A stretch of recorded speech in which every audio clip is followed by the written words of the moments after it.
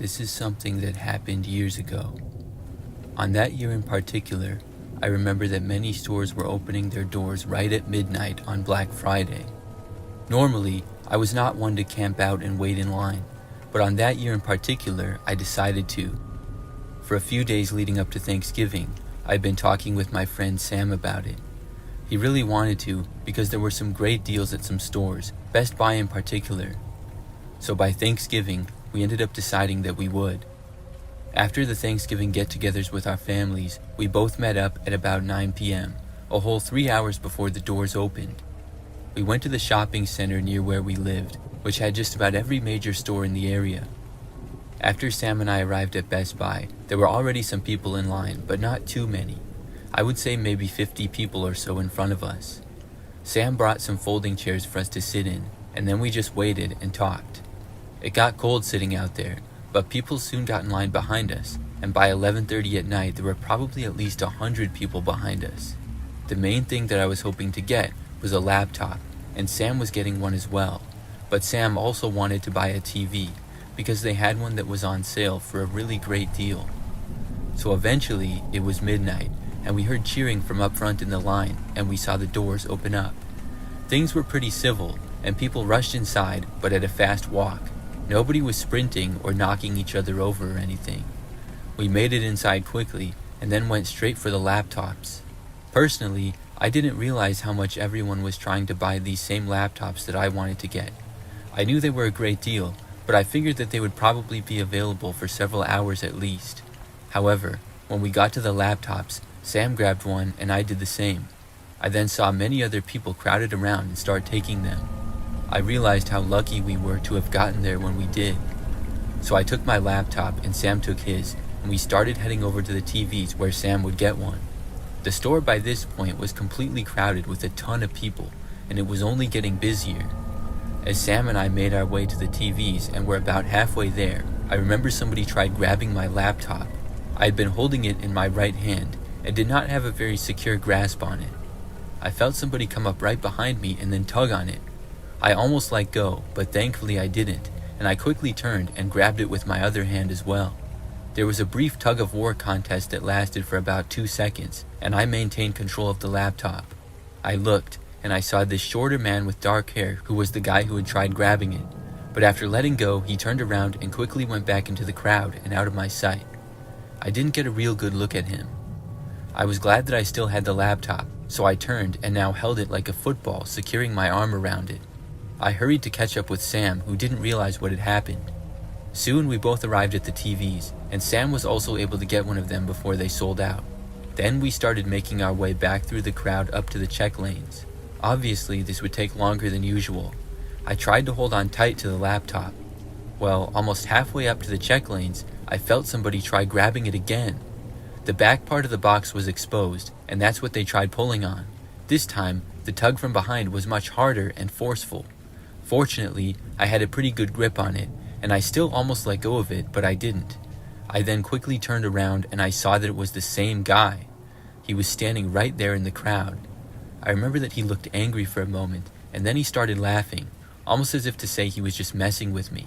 But I knew that he wasn't. I knew he was really trying to take the laptop from me, but after that, he quickly turned around and blended in with the crowd again.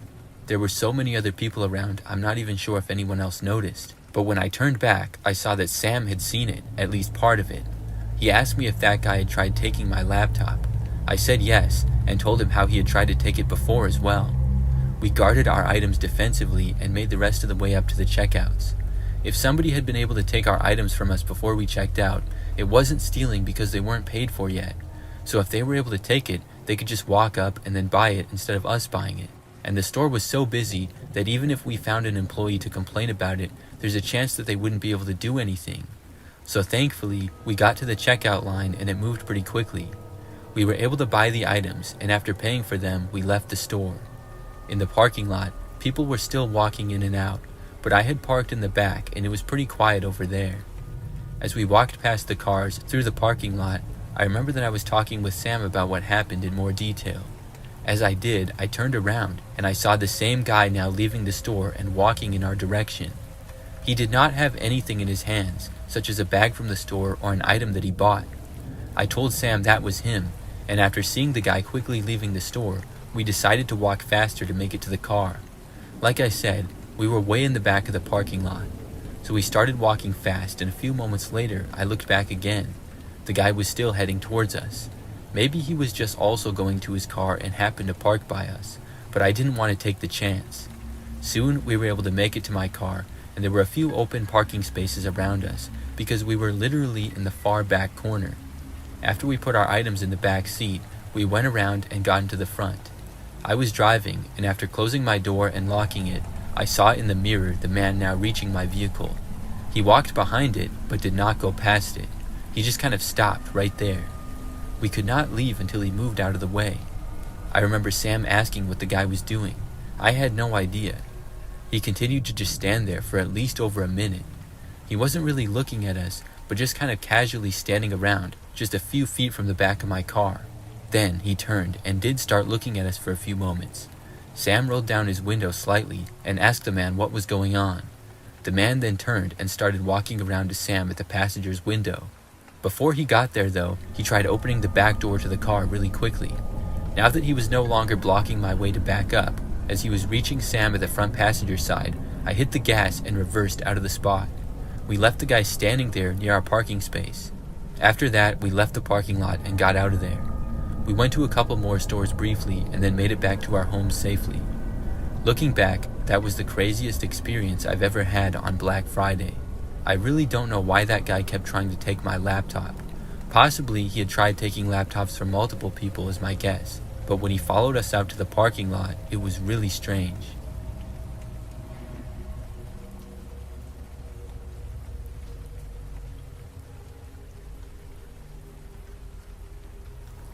Many years ago, I used to work at an electronics store that would get really busy on Black Friday. For most of the year, the store would not be very busy at all. It was a smaller place, and many of them were in malls. Our location was not inside of a mall, but was part of a strip mall. So most of the time, we would really only have 1 or 2 employees working and wouldn't get that many customers at once. There were a few days though where we needed more, such as certain weekend sales, the Christmas season, and of course, Black Friday. We opened that year on Black Friday very early in the morning. I don't recall if it was 5 a.m., 6, or 7, but it was earlier than usual. I was opening the store along with 3 other employees. The setup of the store was basically items all along the walls, with a few display tables and more things for sale on them. There was also a couple of shelves, but not very many. Then we had our employee desk that had just 2 registers on it, and then there was a small backroom area in the store as well. We had put up a line divider thing to make there be an organized line of people waiting to check out, and then we had both registers open. The other 2 employees would be out in the store, helping customers and doing whatever else was needed, as the other 2 rang people up. When we opened, we got a lot of customers pretty much right away. Our store was having a major sale. The crowds were not overwhelming, but were significant. For the first couple of hours, I was one of the employees working at the register and checking out customers. Then I was assigned to help customers inside of the store. The time went by really fast because I was kept pretty busy. I remember that at one point though, out of the corner of my eye, I saw a man walking into our back room. That space was for employees only, and normally the door was always locked, but it must have been left unlocked because this guy had just walked right in. I made my way over there to tell the guy that he couldn't be back there, but it took a little bit longer than usual because of how crowded the store was. I soon got back there though and entered the back room. It was a very small area but kind of cluttered. There were 2 doors leading to the store, one that I had just walked through and the other leading to behind the desk where the employees were. There was also an exit door that led out to the back of the building. After entering the back room, I did not see the guy anywhere. I was confused at first, and I called out asking if anybody was there. After getting no response, I figured that the guy must have left out the back door. That made me worried that he might have stole some stuff. I looked around and did not see anything that was obviously stolen from the back though, so I went back out into the store and was going to try to find out if anything was stolen there. I found another employee, and I told my coworker Jeff about what had happened. He told me that I should go into the back room and check to make sure nothing was stolen, and he would make sure nothing was stolen from the sales floor. So I started to make my way over there, and that's when I saw the back door opening again. The same man started to walk out, but then he noticed me and he went back in the room and closed the door. I walked as fast as I could through the crowd to get back over to the room again. I was able to make it within about a minute and get inside, but when I did, once more I didn't see the guy in there. I called out again and once more got no response. I could not figure out where this guy was hiding or if he had left the store. I started to look around and check if anything was stolen. I went to the far end of the narrow back room and began looking at the items there. As I was doing so, I suddenly felt that somebody was behind me. I turned around to see the man standing there, now slowly walking towards me. I had no idea where he came from. He was a big guy, larger than me, and his face was nearly expressionless. I was concerned and did not know what he wanted. Seeing him back there totally took me by surprise. After a few moments, the only words I could get out were, "What are you doing back here?" He did not say anything, but kept walking towards me. Just then, the other door to the back opened, the one that led from behind the counter. My coworker Jeff was there, and he called out telling the man that he could not be in the back room. The man saw him, stopped for a moment, and then bolted for the back door. He ran out and left the building completely. I was glad that he was finally gone. He also did not appear to have stolen anything. We went over and checked, and nothing was missing. We also realized that the man must have been hiding behind some boxes that were back there. I had never looked in that particular area. I really don't know what that man's intentions were, but it was very creepy to say the least.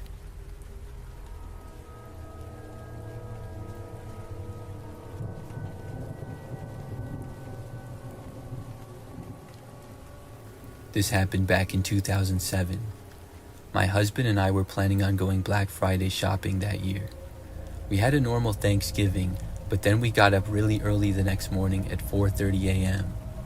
There were a few things that I was interested in getting, and I had read the advertisements and saw that there were a lot of good deals. We were going to several different stores, but we would be starting at Walmart. We got there a little bit after 5 o'clock in the morning, and it was insanely busy. Firstly, the only available parking spaces were at the far back of the parking lot. Then, when we got inside of the store, it was the busiest that I had ever seen a store in my entire life. You could hardly walk anywhere at all because there were so many people around. My husband and I started to make our way through the store, but it was impossible to walk anywhere without people bumping into you left and right.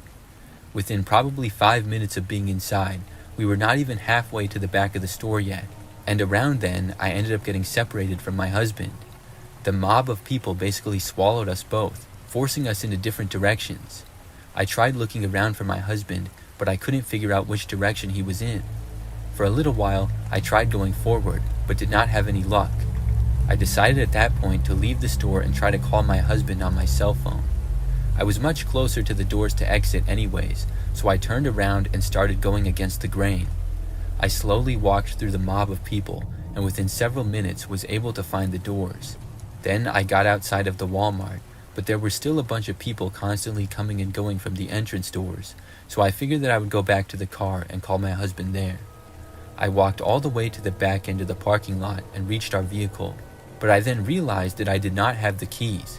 My husband had them, and obviously the car was locked. So instead, I just stood by it, where it was finally quiet and not filled with people. I could actually hear myself think, and I took out my cell phone. I saw that my husband had tried to call me. I must not have heard it ringing or felt it vibrating because of being stuck in the large mob of people. So I tried to call him back, but he did not answer. He probably was stuck inside the mob and didn't even notice the call. I figured that he would think to come out of the store like I had, so I decided to wait by our car. It was cool and comfortable outside, and refreshing compared to inside of the crazy mob of Walmart. After being out there just standing around by the car for maybe 5 minutes, I remember I heard a vehicle nearby. I looked over and saw one of those old white Astro vans from the 1990s. It was in rough shape, and the engine was running rather loud. The van slowly made its way from the far back end of the parking lot over to the row of cars that we were parked in. The van started to drive past me very slowly, but then it stopped. I remember that the window then rolled down, and I saw a man with a goatee and a baseball cap was driving it. He said hi to me, and then asked me if I needed a ride. I was already kind of creeped out by him, and I said no thanks. I expected the man to drive away, but he didn't. Instead, the man said, "No, I think you need a ride. Hop in." I said, "No thanks, I'm really good." The man asked me what I was doing out there all alone. At that point, I decided to just go back inside of the Walmart. As crazy of a scene as it was in there, I guess it wasn't that much better out in the parking lot, so I just turned and started walking back for the store. As I walked, the van slowly but loudly started keeping pace with me. The man called out to me several more times, telling me that I should get inside of his car. I just ignored him. Soon, I made it to the front doors, where some other people were around, and I felt better. I remember that the man then turned in his van though, and started to park it along the front side of Walmart by the curb. This was definitely not a parking space. As he parked anyways though, I headed for the doors, but looked back one more time to see the man now getting out of his vehicle. This made me go faster. Soon, I rejoined the crazy mob of people, and I was once again brushing shoulders with tons of other shoppers, just trying to make it in. But then, I happened to see my husband walking towards me from the other direction. I cut in front of a few people to try to get over to him. It was difficult, but soon we were able to make it back to each other. He was trying to leave the store and go outside. After I found him, we both went towards the exits. Within a couple of minutes, we were able to make it back. Then we left Walmart. When we did, I saw the van still parked out front, but nobody appeared to be inside of it, so the man must have been in the store.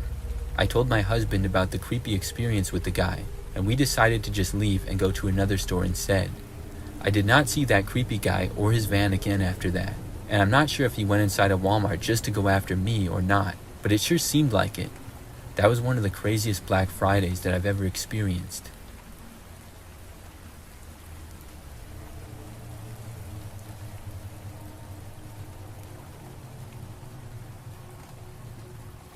I went shopping with my friend Jessica on Black Friday last year.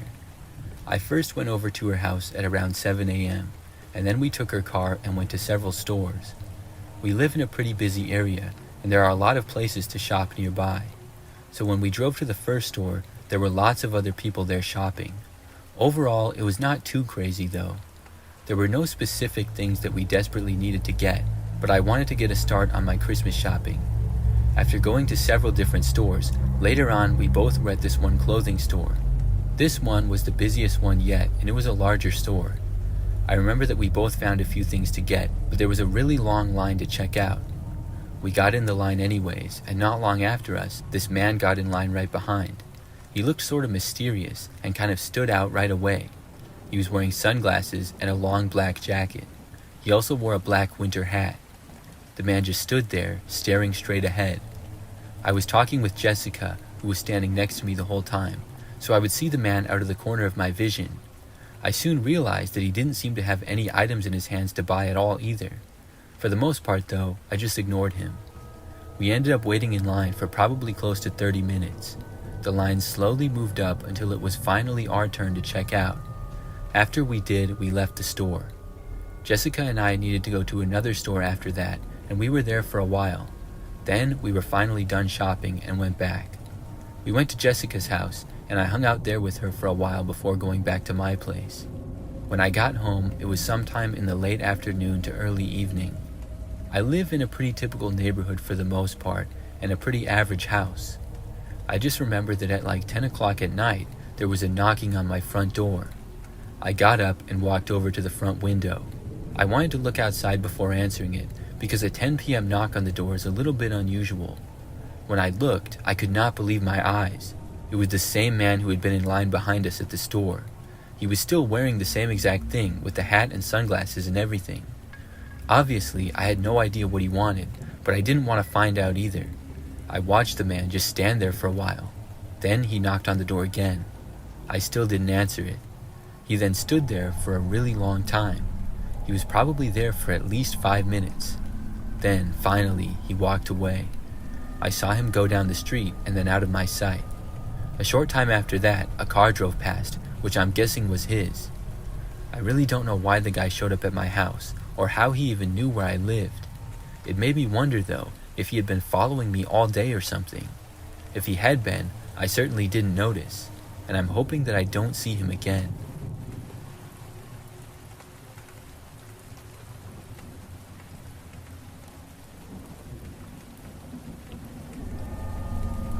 I used to work at a Target store. One time, I had to work during Black Friday. I knew that it would be really busy at the store, and I was prepared for there to be lots of people. I worked out in the parking lot pushing carts most of the time. We opened up on Thanksgiving, so I was there from the start. Fortunately, we had lots of people working that night, so for me it wasn't too bad. I was mostly just going around the parking lot and getting carts that people did not put in the places they were supposed to. A lot of carts were left in random parking spaces or near a curb, so I was getting those a lot. There was another person out working with me getting the carts, so it was nice to have help, and I wasn't really in a rush. But I remember that when it got later, at probably around 11 p.m., things were still really busy. I was walking near one of the far back corners of the parking lot, collecting a stray cart that was over there. When I did, I happened to notice a guy really far away, pushing a cart around the side of the Target building. This was strange because there were no parking spaces on that side of the store. I wasn't sure where he was going with it, so as I brought in the cart that I had just got, I kept an eye on him. The man just kept on going down the building. So I put the cart that I had in a cart rack, and then I walked to the side of the building myself. I wanted to see where the guy was going, and when I got to the side of the building, I just barely saw him pushing the cart still, going completely behind the Target store. So I kept going, and I was planning on asking the guy where he was going with that cart. I could not tell if anything was in the cart or not, but it didn't appear so. But I also knew that there were no parking spaces behind the building either. Behind our Target, there was a small and quiet access road that was only used for truck deliveries. Then there was a grass area with several pine trees, and on the other side of that was another quiet road. So when I finally got around to the back of the building, at first I couldn't tell where the man had gone. I didn't really see anything. But then I heard some talking coming from just inside the grass. I walked down the paved area and then went up into the grass. There were several trees in the area, and I could tell they were behind them. It made it almost a wooded area, but within the trees was a clearing. When I got inside of that clearing, I saw 2 pickup trucks, about 5 or 6 men standing around, and 2 Target shopping carts. Another guy had a cart as well. I had no idea what was going on. They all stopped and looked at me. One of the guys finally spoke and called me over. I just had a bad feeling about it. I just said, "What are you guys doing?" The guy told me to come over to them again. For some reason, I was terrified and I just started walking away. I didn't even ask for the carts back. When I turned, I heard one of the guys start to walk after me. At that point, I just sprinted away, running as fast as I could. I was able to make it back around the Target, and I went inside the store for a while. When I was in there, I saw one of our security guards, and I decided to tell him about the situation. He asked me to show him where the guys were, so we both went back there, but when we did, they were gone. The security guard was not exactly sure what had been going on there either. After that, we both went back to the front of the store, and he went inside. I worked outside mostly for the next hour or so, but I remember that when I was getting a few carts from deep in the parking lot, I noticed something. One of the same trucks that I had seen parked behind the Target in the grass was now parked out front. It was just to the left of the right side entrance doors. I know there are a lot of pickup trucks out there, but this one I could just tell was the same. It was the same color, make, and model, and I just knew it. As I walked closer to the store with the carts, I suddenly saw 2 men come sprinting out of the Target store. They were holding several items in their hands, no doubt shoplifting. They both ran to the pickup truck, quickly got inside, and the truck then screeched off, squealing the tires as it left. Soon after, I saw the Target security guard come running out of the store. I caught up with him and talked to him about what happened. He said he was going to go back and look at the security footage. Obviously, Black Friday weekend was very busy for the security guys. That was a crazy thing to happen. I think I may have found those guys planning their shoplifting adventures or something, but I'm really not sure exactly what it was.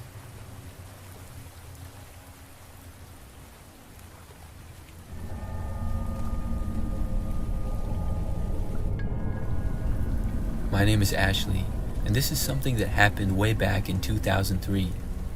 That year, at Thanksgiving, I decided I was going to get up early and do some Black Friday shopping the next day.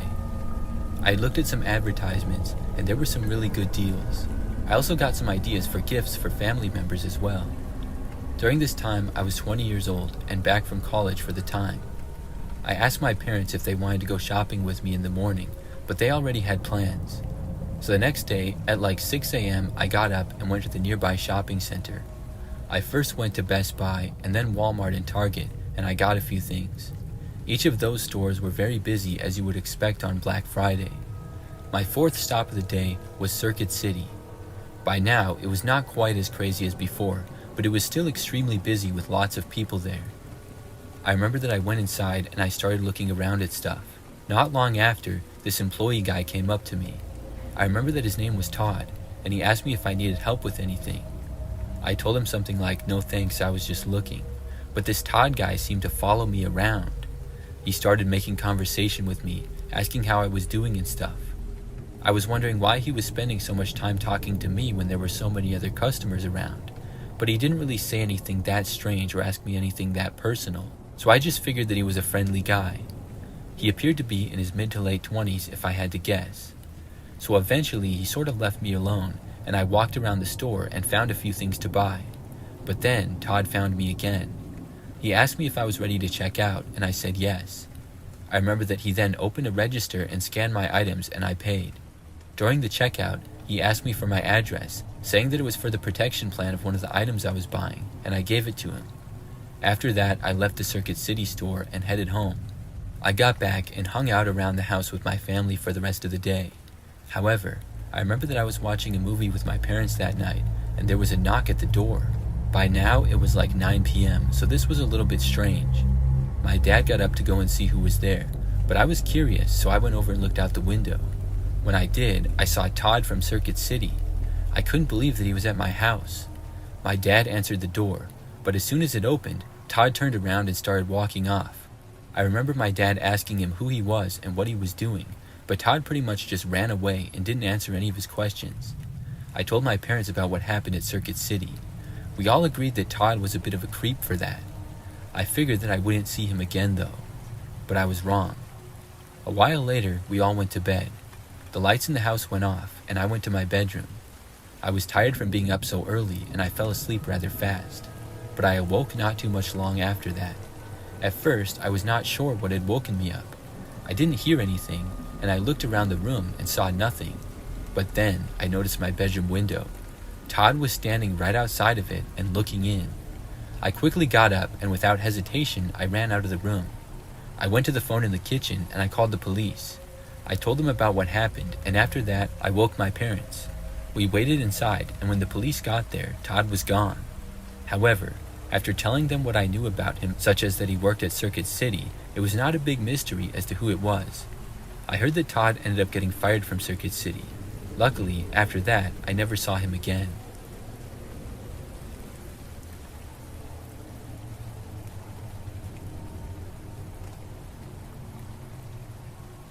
I have a really crazy experience that happened a few years ago on Black Friday.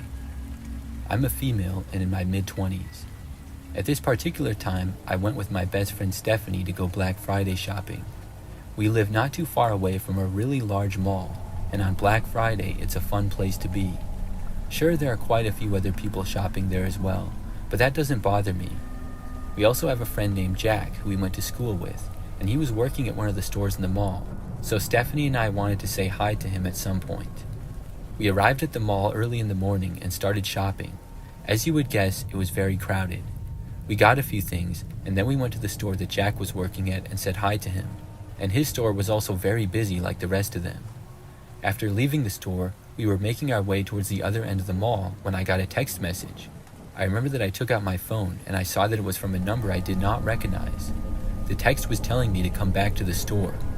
I realized that this had to be Jack, except I already had his number in my phone. He was in my contacts, and I had him under his name, so I didn't know why this would show up as just a number and not Jack.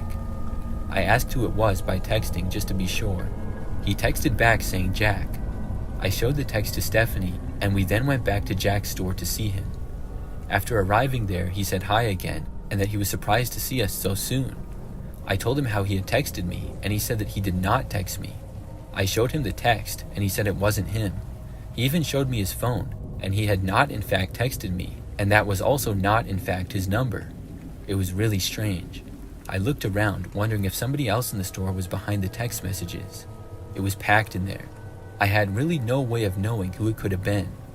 After that, Stephanie and I left the store once again, and we walked back out to where we had been going before the text. A A while later, we went to the food court and were sitting at a table and eating. It was very busy there as well. When we were there though, I got another text on the phone from the same number. I looked at it, and this time the text said that I looked cute. I was creeped out, and I looked around again. However, anybody could have been sending these texts. There were hundreds of people within my sight. Stephanie and I were not really sure what to do. I texted the number back asking who it was, but they did not answer me. Instead, about 5 minutes later, while we were still sitting there, they sent another text. This one was a picture though. I looked at it, and it was of me, taken probably just seconds prior, and it was really zoomed in. I looked at it for a while, and then I looked around for the direction that the photo was taken from. After scanning around the food court, I finally saw it. There was a man standing pretty far away from us near the edge of the food court to my left, and he was just staring at me. He had this creepy grin on his face, and when Stephanie saw him, she was also creeped out. We decided to just get up and leave the mall. After standing though, I saw the man start to walk in our direction. He was still a long ways away though. We both got to moving, and we walked very quickly to the opposite way where the man was. There was enough people around that we were pretty much able to get a good distance away from him. We quickly took an escalator down to the lower level, and then we found the way to the parking garage that we had parked in. I kept looking back over my shoulder, but I never saw the guy. We were able to leave and get home after that, and I blocked the guy's number as well. I'm not sure how he got my number in the first place. I haven't seen him since though. We reported him to the mall, and hopefully he was either found and banned or will not do anything like that again.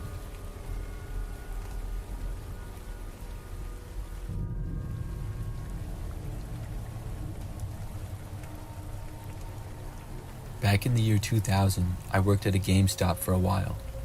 This was a really fun time in video games because the PlayStation 2 came out earlier that year. I remember buying one and also the lines of people to get them that day. So when Black Friday rolled around later on in the year, we figured that it would be a similar situation. The PS2 was still a hot seller, and it was going on sale as well as many other games. At our store, it was part of a small strip mall, and we would only allow a certain number of people to be shopping at once. So somebody would stand out by the door and let people in when other customers left. Otherwise, the small store would be so crowded, and it would be a risk of shoplifting and things like that. I don't remember exactly when we opened that morning, but I know that it was pretty early and still dark out at the time. I was working with 4 other coworkers that morning, and I got there about 30 minutes before we opened. I was assigned to be the person who would stand outside and keep the line in order, as well as make sure that the store didn't get too busy. I didn't really want to do that, but I guess it wasn't that difficult either. So a little bit before open time, I went out there, and there was already a decent line of people outside. I announced to everybody that we were only letting a certain amount of people in at a time. Then we opened, and the doors were unlocked and people started filing in. For the first hour or so, things went pretty well. The line was organized and went smoothly. At one point though, there was an interesting looking guy that got in line. I noticed him when he was maybe 10 people from the front. He was a somewhat tall and thin man, wearing a rather odd and creepy mask completely covering his head. It was obviously not Halloween, so I didn't know why he was wearing it. He looked kinda creepy, but it was probably just a joke. When I was letting more people in the store, the guy got closer to the front of the line. That's when I realized that he did not appear to be with anybody else, but by himself. This added to the strangeness of it, and when I was letting more people in, he didn't go. I remember that it was his turn, and he just stood there holding up the line. I told him that he could go in, but he didn't move. He just ignored me, and after a while, he moved to the side a little, and some people behind him started to go in front of him. Then he just kept standing there. More people walked past him, and he stayed in the same spot for like 30 more minutes to an hour. Soon, things quieted down enough that I no longer had to be outside. There was no longer a line of people outside the store, just this one guy standing there. I let everybody who was going to the store in right away, but the masked man did not enter. He just kept standing in the same spot, sort of looking at me and sort of looking towards the store. I didn't know what his deal was.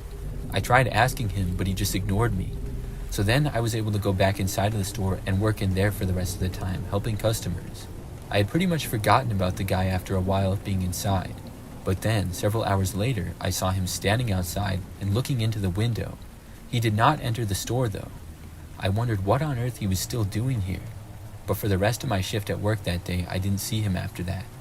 Sometime in the early afternoon, I got off of work. I left the store and walked out to my car in the parking lot. When I got to my car, I noticed off in the distance the same guy hiding in the bushes. He was looking right at me.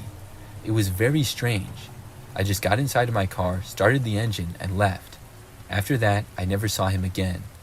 I don't know who the guy was or what he was doing. If that was some kind of a prank, he really went all out, acting very creepy, as well as being there for like 6 hours.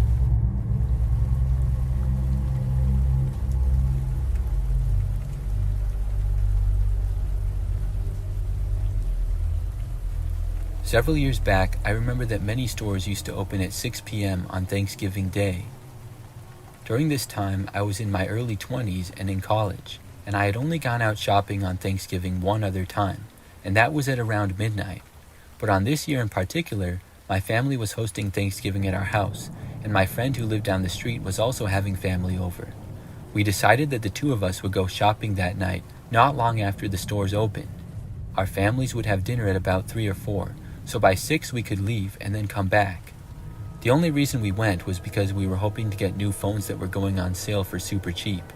There were a few other things that we were interested in buying too, but that was the main attraction. So a bunch of family members came over to my family's house in the late morning and early afternoon. By about 5:30 p.m., most people were still there, but I left to go Black Friday shopping. I met up with my friend, and we drove down to the local shopping center, which is about 5 to 10 minutes away. After getting there, we started doing some shopping. We were not planning on being out that late at all. Both of us were able to get the new phones that we wanted, and we went to Target, Walmart, and a couple of other stores. Everywhere that we went was very busy as expected. Then at like 8 o'clock, we drove back home. My friend and I went to my house, and we then went inside. My friend knew my family pretty well, so we all just kind of hung out in the house. There were still some of my aunts and uncles and people there, but not too many.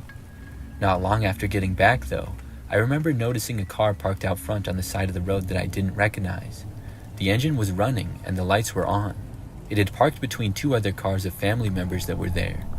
I watched for a little while out of curiosity. Within about a minute, the driver's door opened, and a man got out. I watched him then leave the car, and I did not have any idea who he was. The man started walking into the yard, and I was sure that he was going to knock on our front door or something. But instead of going up to the front step, he walked around towards the back of the house. I was very confused. I thought that maybe he was going to the neighbors, because the houses are pretty close to each other, and the neighbors might have been having people over for Thanksgiving. I didn't really know. So I thought it was strange, but I wasn't really creeped out or anything. But then I headed over towards the dining room to get a snack. It was then that I saw the figure of somebody outside approaching the back door. I also realized that the back door was unlocked, probably because people had been using it to go in and out during the day. I sprinted over to the door and I locked it, just before whoever it was arrived and tried opening it. I then noticed that it was the same man. He then walked away from the door after seeing me in the window. I went back around to the front, and a short time later saw the man enter his car and then drive away. I talked to a few people about it and figured that maybe somebody had followed us home from the shopping area. Why, I don't know, but I can't think of any other explanation for it.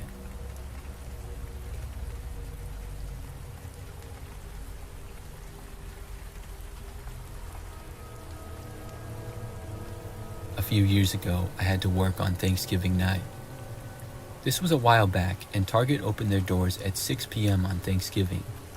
I know that Walmart was opening at the same time, so I figured that's why they did as well. When I first got the schedule and saw that I was working Thanksgiving, I was really disappointed. I did not want to have to leave my family get-together early, but at least I'd be getting paid time and a half. I was working from 6 p.m. to midnight, so it wasn't too bad.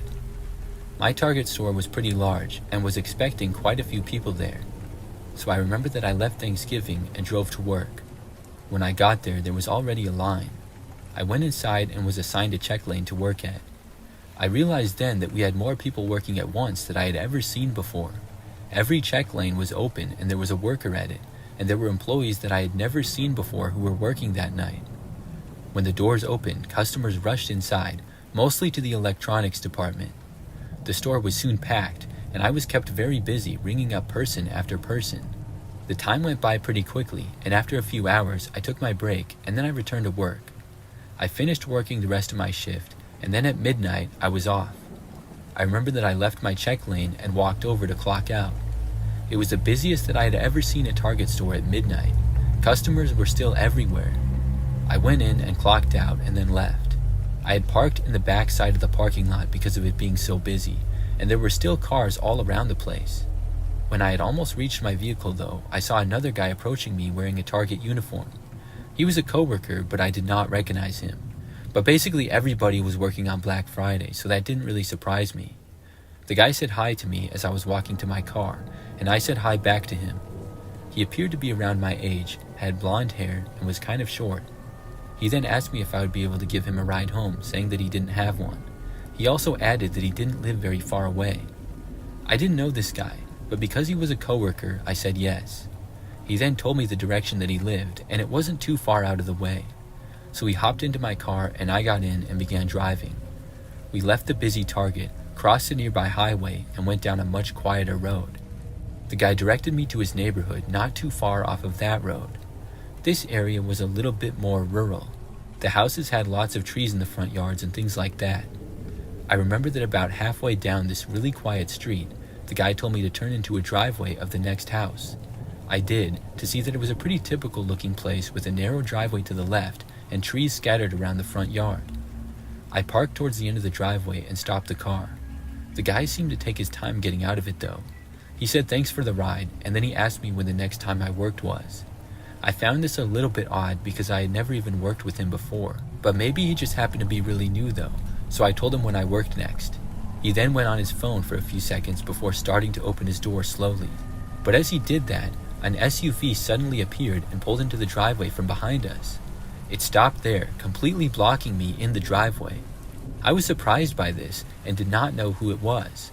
Now the guy got out of my car, and I saw the doors to the SUV behind me opening as well. Two men then got out of it, and they both started walking towards my side of the car. The guy who I had given a ride to then told me to get out of the car.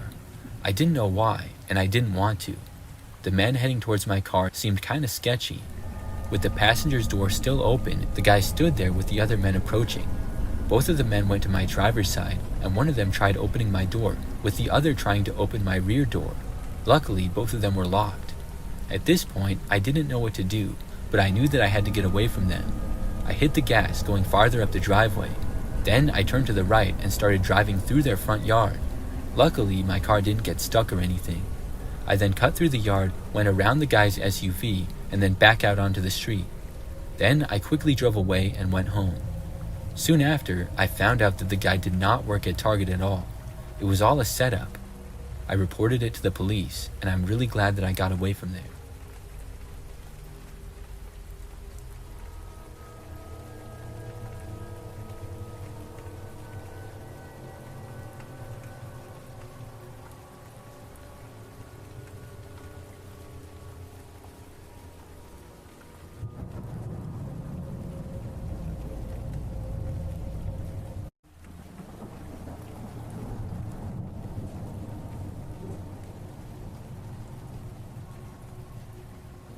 This happened to a friend and I on Thanksgiving night 5 years ago.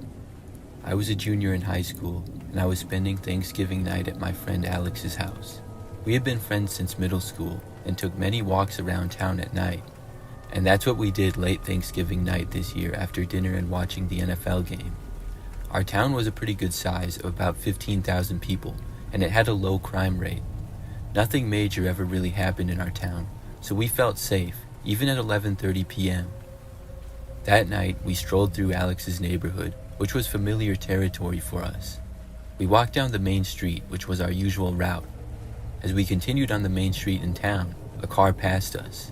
I didn't pay much attention to it until it turned around at the end of the street. I'm glad one of us had looked behind shortly after, because we noticed that the car had stopped on the side of the road. I exchanged a glance with Alex, both of us instinctively tensing up, because nobody got out of the car, and the car just sat there with its engine running. We kept walking, a little more nervous now about why the car just randomly stopped there. It wasn't in front of a house or anything. After a bit, the car suddenly started moving again, but this time it was speeding in reverse towards us. We both started to panic and jumped into the woods to our left, which wasn't that big of a forest, but it was pretty thick in there. We had run only about 15 feet into the thick woods by the time the car had gotten to our location, so we stopped moving and looked back through the branches and leaves to watch and stay quiet. The passenger side door of the car swung open, and a man stepped out. I didn't get a good look at him because once again it was really thick woods and there were tons of branches and leaves in the way. In the dim light though, I could see that he hesitated and scanned the woods from the sidewalk, perhaps searching for us. For a moment, he seemed to consider chasing us, but then he turned and got back into the car. The car eventually backed out of the area and drove away. We waited in the woods just a little longer, but since there weren't many cars out on the road, we were nervous about seeing that one again. We snuck back towards Alex's house, trying to stay off the main road as much as we possibly could by cutting through some people's backyards. I have no idea if the intention of the people in that car was a prank, a mugging, or a kidnapping, but I'm glad that we were cautious anyways, and we ran into the woods as soon as we saw the car coming towards us in reverse. After that night, we still continued our walks, but we both carried small knives on us after that just in case.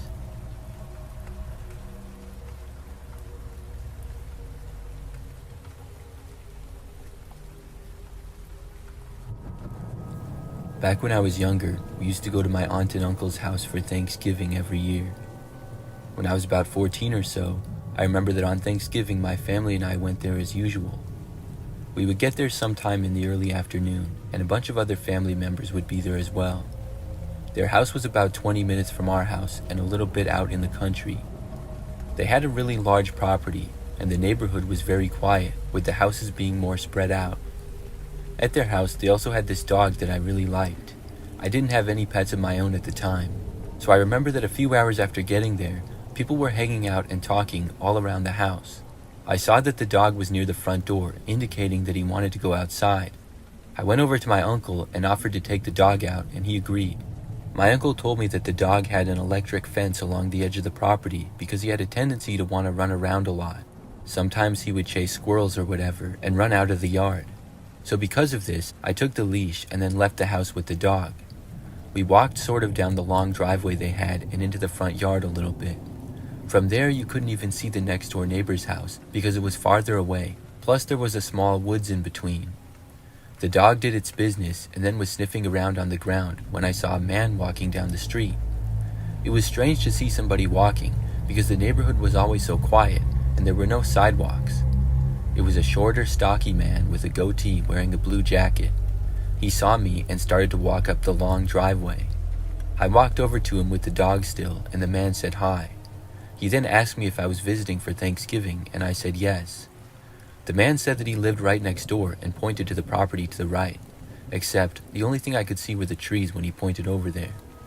He then said that he had recently borrowed a wheelbarrow and some tools from my uncle, and asked me if I could do him a favor and go get them. I asked him where they were, and he said they were in his garage. I said yes at first, but then realized that would require 2 hands to get a wheelbarrow, and I was still walking the dog. I told the man that I was just going to take the dog back inside quick, and then I could do it. But the man said no. He offered to take the dog from me while we went over. I realized that wouldn't work though because of the electric fence, and I didn't want to just let the dog run around the yard. So I said I would just be right back, and then I walked away up the driveway. Then I went back inside with the dog and saw my uncle standing talking to someone not that far away. I figured that I would tell him about the neighbor before I went back out. When I told my uncle though, he looked confused and asked me which neighbor. I pointed to the direction, and my uncle said that those neighbors were out of town for Thanksgiving. He also told me that he hadn't lent a wheelbarrow or tools to anyone. He then asked me to describe the man, and my uncle said that he didn't know of anyone who lived nearby matching that description when I did. And it certainly was not the homeowner of the house next door. My uncle was now very curious and decided to go outside and see the man. I went back outside with him, but when we got out there, the man was gone. We walked to the end of the driveway and out into the street. The street was completely quiet and empty though. We then walked down the street to the direction of the house which the guy had pointed to. My uncle said that a husband and wife lived there, and they told him that they were leaving for a week. When we arrived at their driveway, we actually walked up it. This driveway was also very long, but we noticed that the garage door was wide open. My uncle walked up to it and called out, asking if anybody was there. However, there was no response, but he came back soon, saying that some of the things appeared to be messed up. I guess my uncle knew most of the neighbors pretty well, and he knew that the guy who actually did live there kept things pretty neat. We walked back over to my uncle's house, and then he called the police. When they came out, they found that the garage door had been pried open and some things were messed up, but nobody was located. We didn't see that guy for the rest of the night. Looking back, I'm really glad that I didn't go with the guy. I have no idea what could have happened. I'm glad that I told my uncle when I did, and I hope that man was eventually located.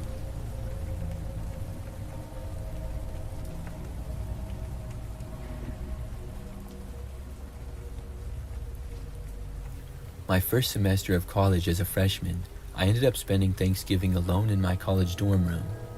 I was an international student and couldn't afford to go home for such a short break. In my first semester, I hadn't made any notable friends yet, at least the kind that would invite me to their family's Thanksgiving, so I was alone for the weekend. The campus was empty as most people had gone home, and the silence in my room felt heavier as the holiday approached. Thanksgiving night, I was really bored. I considered ordering takeout, but I had been alone in my room all day, so I wanted to get out for a bit. There was a small Chinese restaurant a few blocks from campus that I had been meaning to try, and it was one of the few places open for the holiday. I took a short walk through the cold and snow. The food was good, and I'm glad I decided to eat there since I could take some extra time to hang out in my booth and just be out of my dorm room. While I was at the restaurant, I was on my phone for a good chunk after I had finished eating, and I didn't notice much going on around me.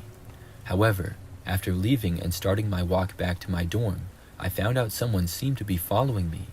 I don't know if they were in the restaurant with me or just from the street outside, but I was scared and walked as fast as I could without actually running to get back to my dorm.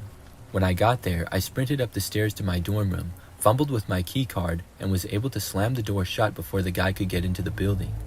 The man stood in the foyer of the building, pretending like he was only there to get warm. I had made it back though, and I felt safe, especially after going to my room and locking the door.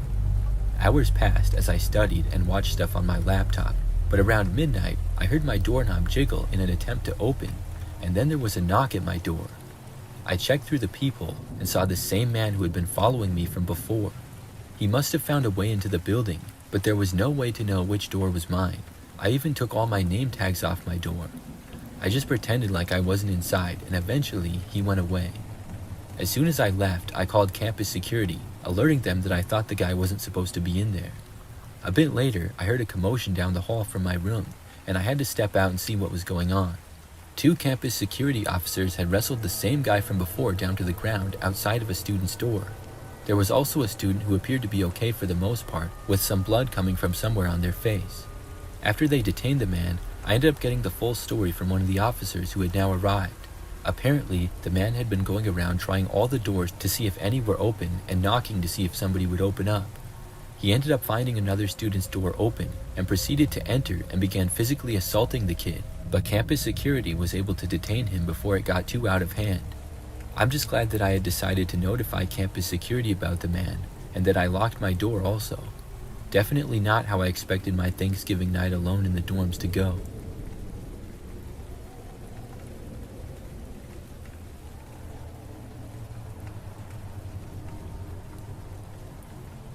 A few years ago, my wife and I were going to my parents' house for Thanksgiving. It is a tradition to go there, and my parents have a decent-sized house only about 10 or 15 minutes away from ours. Most of the way to get there is through mostly quiet and windy roads. I remember that we left in the late morning, and it was a very nice and sunny day. As we drove through the quiet roads, we were looking forward to seeing all the people that would be there. Aside from my parents, there would be lots of other extended family. However, when we had made it to within just a few minutes of my parents' place and were just outside of their neighborhood, something strange happened.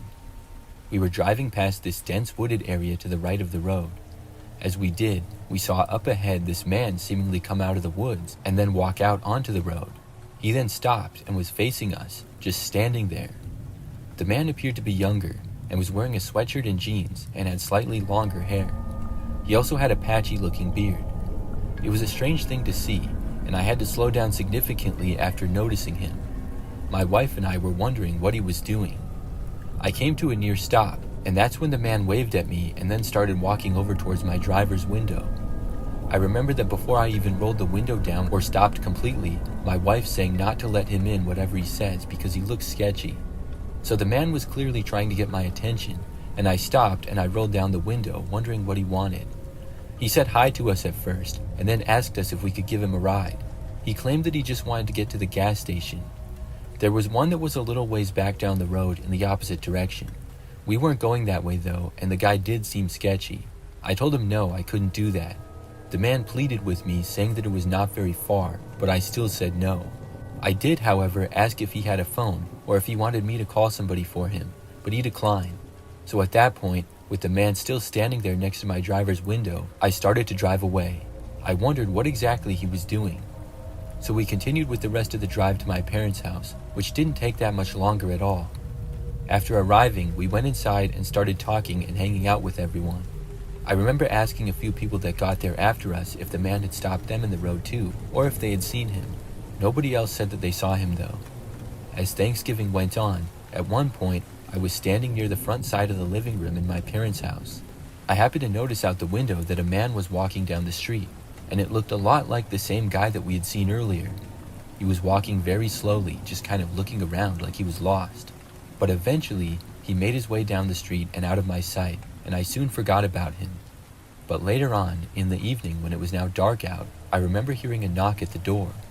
People were wondering who it was, because everybody was already there who had been invited. Someone else walked over to the door and looked, but did not open it. I remember hearing that some random guy was standing there. My parents got called over, asking if they knew him, and I walked over as well, remembering the man I had seen earlier.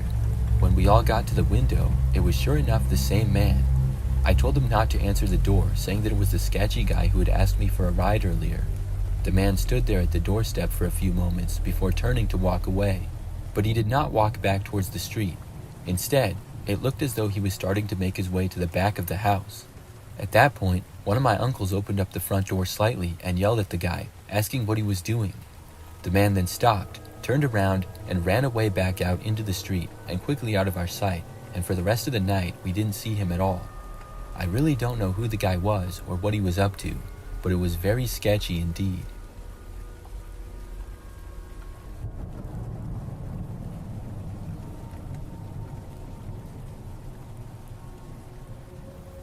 Last Thanksgiving, my family decided to spend the holiday at our cabin for a change.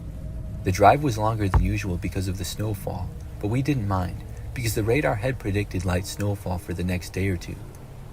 We arrived at the cabin just as night fell. My parents prepared dinner while my siblings and I helped to get the place ready. We lit candles and pulled out the board games to play for the night because we didn't have any TVs there. As we sat down for dinner, the wind began to howl outside. It quickly turned into a snowstorm that we had not been expecting. By the time we finished eating, snow was piling up against the windows. Over the course of the next day, the storm stayed persistent and might have even gotten worse, so we weren't able to drive home the next morning and had to stay another night at the cabin. The second night, the power ended up going out as well. Later that night, after everybody had gone to bed, I began to hear noises. It was no longer just the storm, however.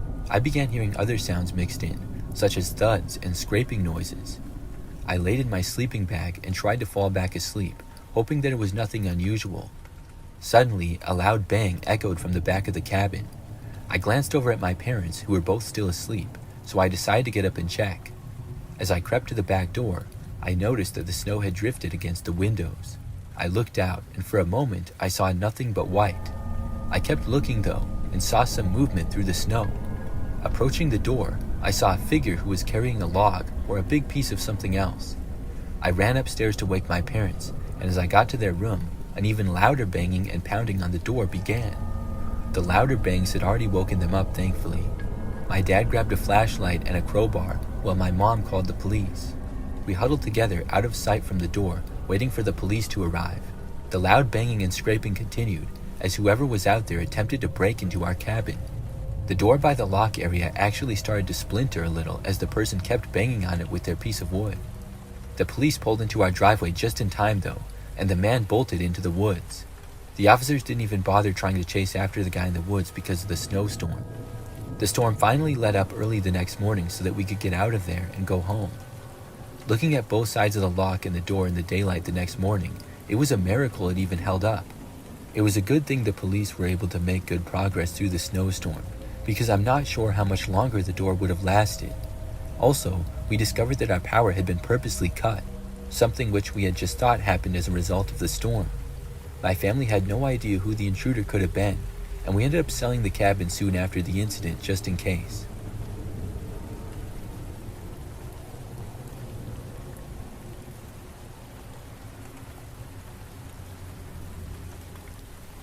Back when I was in college, I would go home each year for Thanksgiving. I remember that we were going to my grandparents' house along with a bunch of other family members. But beforehand, I went to visit one of my friends from high school on Wednesday, the day before Thanksgiving. My mom texted me when I was on the way back, asking if I could pick up a few things at the supermarket. So I stopped at the one that was closest to our house. By now, it was about 6 p.m. or so. When I got there, it was extremely busy. I parked at the far back end of the parking lot because of this, and then I walked inside.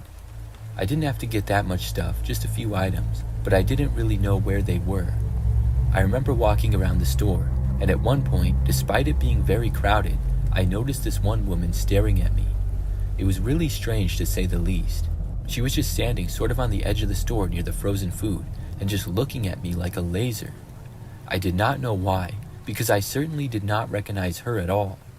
I looked away and continued with the shopping. When I was at another part of the store completely, I saw the woman again. She was once more seeming to be doing nothing but staring in my direction. I found this very odd, but I did not want to go confront her or anything. I tried to just stick with my shopping list. The store was very crowded, so it took me a while to get everything, but I soon did. Then I went to the front of the store, waited in line, and then checked out. In this time period, I did not see the lady who had been staring at me. Then I left the store and walked out to my car in the parking lot. I put the groceries in the back and then got inside the driver's door. It was shortly after getting in and right after I started my engine when I heard a knock at the front passenger's window. I looked over to find the same woman who had been staring at me from the store. She was knocking on my window like she really wanted to tell me something, so I rolled it down, curious as to what she wanted. I was thinking that maybe I would get an explanation as to why she had been staring at me. However, the woman then held up a $20 bill and said that I had dropped it. I was very confused and pretty sure that I did not drop a 20 at all. I asked if she was sure, and she said yes, and she had seen me dropping it in the parking lot.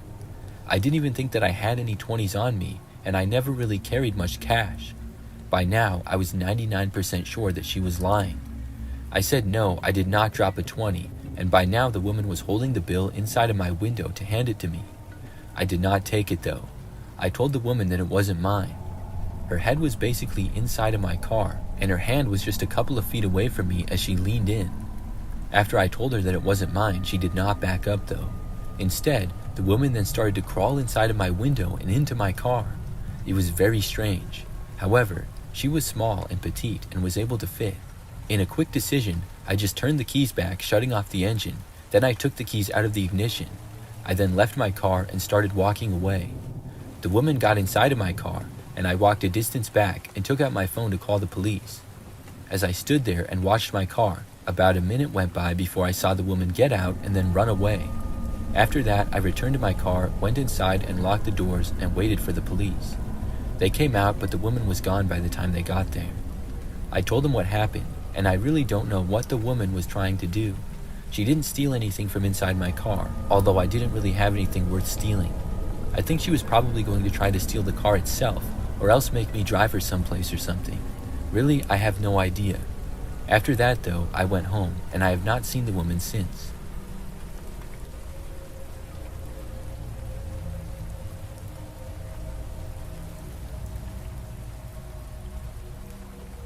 Thanksgiving had always been a family affair at my grandparents' small farm. As a teenager, I found the gatherings increasingly boring each year. I was not interested in listening to adults talk about things which I found boring at the time.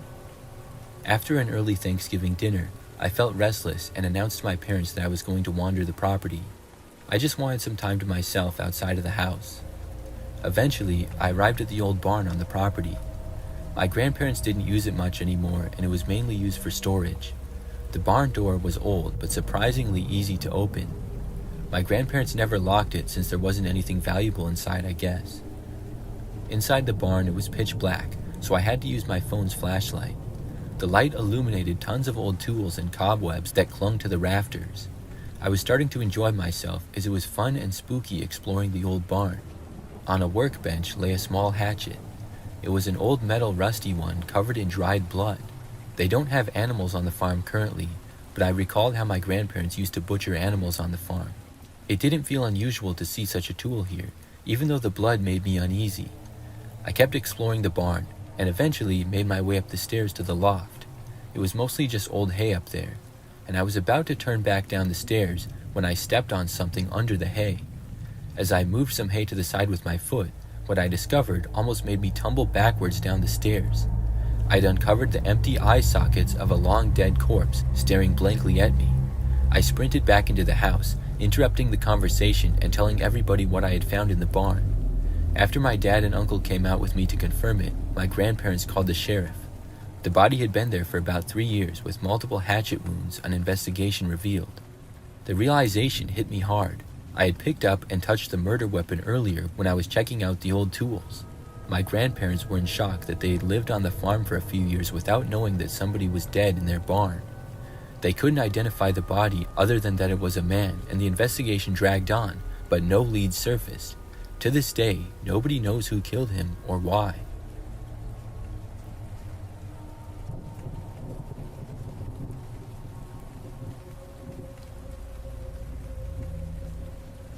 My family usually hosts Thanksgiving at our house. I live there with my wife, and typically our parents as well as siblings and some aunts and uncles will come.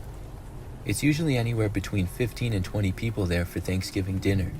It's always a great time. So I remember that last year, family started coming over in the early afternoon. Very quickly, the house started to fill up with everyone. I was busy talking to people and helping my wife with the cooking. I remember that I walked back out from the kitchen to see the living room filled with people, but there was one random guy there who I did not know. I was very confused to see him. He was just standing amongst the people and kind of looking around. I went up to one of my uncles and asked him who the guy was. My uncle told me the guy was walking up the same time they arrived, and the guy told him that he was good friends with me. I said that I had no clue who he was. I decided that I had better ask him to leave, or find out why he was in my house. So I started to walk over to the guy, except right when I did, he made eye contact with me and then started walking away. The guy went over to the stairs and then walked up them, and nobody else was upstairs at all. That's where a few bedrooms were, and that was pretty much it. I had a really bad feeling about this guy now. I walked up the stairs after him, and when I got up there, I wasn't sure where he had gone. All the doors up there were closed as they had been before. I called out asking who was there, but got no response. Then I tried the first door, which was a guest bedroom. It opened up and I looked around in the room, but could not find anyone. Then I went into the hallway again and down to our bedroom. When I got there, the door was locked. I realized that this is where the guy was. I knocked on the door and asked him to come out, but I got no response. I went back downstairs and told my wife about it, as well as a few other people. We decided to call the police, not knowing if the man was dangerous or what. He stayed locked in the bedroom the entire time. Eventually, the police came and got him out of there. I have no idea why the guy entered our house.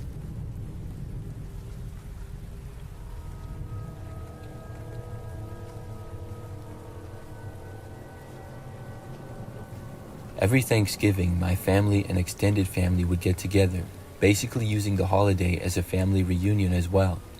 We would always do it at my aunt's house because she had the biggest place and property. It was best suited to fit everyone who came each year, although it would still be crowded. After dinner, the kids would usually be in a separate area of the house, like upstairs or in the basement. I spent a little time with the kids, but not many of my cousins were close to my age, so I spent more time with the adults. I liked spending time with the adults because they were funny and would also have funny stories to share. As I was hanging out with the adults, I noticed something a little strange. My Uncle Bobby had stepped inside after a smoke, and his grin was a little strained. I noticed it right away. He and my dad had served together in the military, and they both had that look, the kind that said that something was gnawing at them. My curiosity got the best of me, and I pulled Bobby's arm, pestering him until he finally took me aside. He pointed across the street to an old house. It was one that I'd heard about all my life, and every time we'd come over to my aunt's house, I was warned to stay away from it. My dad, Uncle Bobby, and the other two adults had explored it when they were younger, and the same group wanted to go check it out again. When I found out they were going, I somehow convinced them to bring me along. I guess I had pestered them enough about it. The house loomed like a ghost from the past. It was a faded 50s two-story structure with peeling paint. As we entered, I immediately noticed there were tons of drawings on the walls, but they didn't really seem like graffiti. It was more like intentional drawings. Bobby led the way into the kitchen. In the center of the room was a pentagram, flanked by carcasses. They were fresh, only looking a day or two old, and the smell was overwhelming. I realized I might have bitten off a little more than I could chew, and I already wanted to leave. The other adults insisted on checking out the basement though, so I went with them. We turned and headed for a narrow staircase tucked behind a wall. The basement was dim, a stark contrast to the chaos above. Cans of food were scattered around, and makeshift mats were on the ground. A single propane heater was in the middle of the room. In the corner, there was a pile of bones. They looked like chicken bones, at least I hoped they were, but I wasn't sure. It was clear with the carcasses upstairs and stuff in the basement that somebody was living there or had recently been living there. The adults finally all agreed that it was time to go. We had only been there for maybe 5 minutes or less, but I was very scared. As we were leaving out the front door, I was sure that I heard light footsteps upstairs on the second floor. We made it back across the street to my aunt's house safely, and the rest of the night was uneventful. Years later, I learned the truth about that house. There had been a cult based around the area. They used to break into farms and steal small livestock to use for their rituals. But apparently one of the women in the cult had recently run off the rails and started to abduct people in and around the area. I forget the woman's name, but people in that area started calling her the Wicked Witch of the East. The authorities ended up catching 2 of her accomplices, but as far as I know, she herself was never caught. The crazy witch woman might have never been in that house that my family and I had explored. It could have been a house that the more normal cult members who didn't kill people used and stayed in occasionally. Either way, it was a freaky Thanksgiving night, and for all I know, maybe we did stumble across the Wicked Witch of the East that night.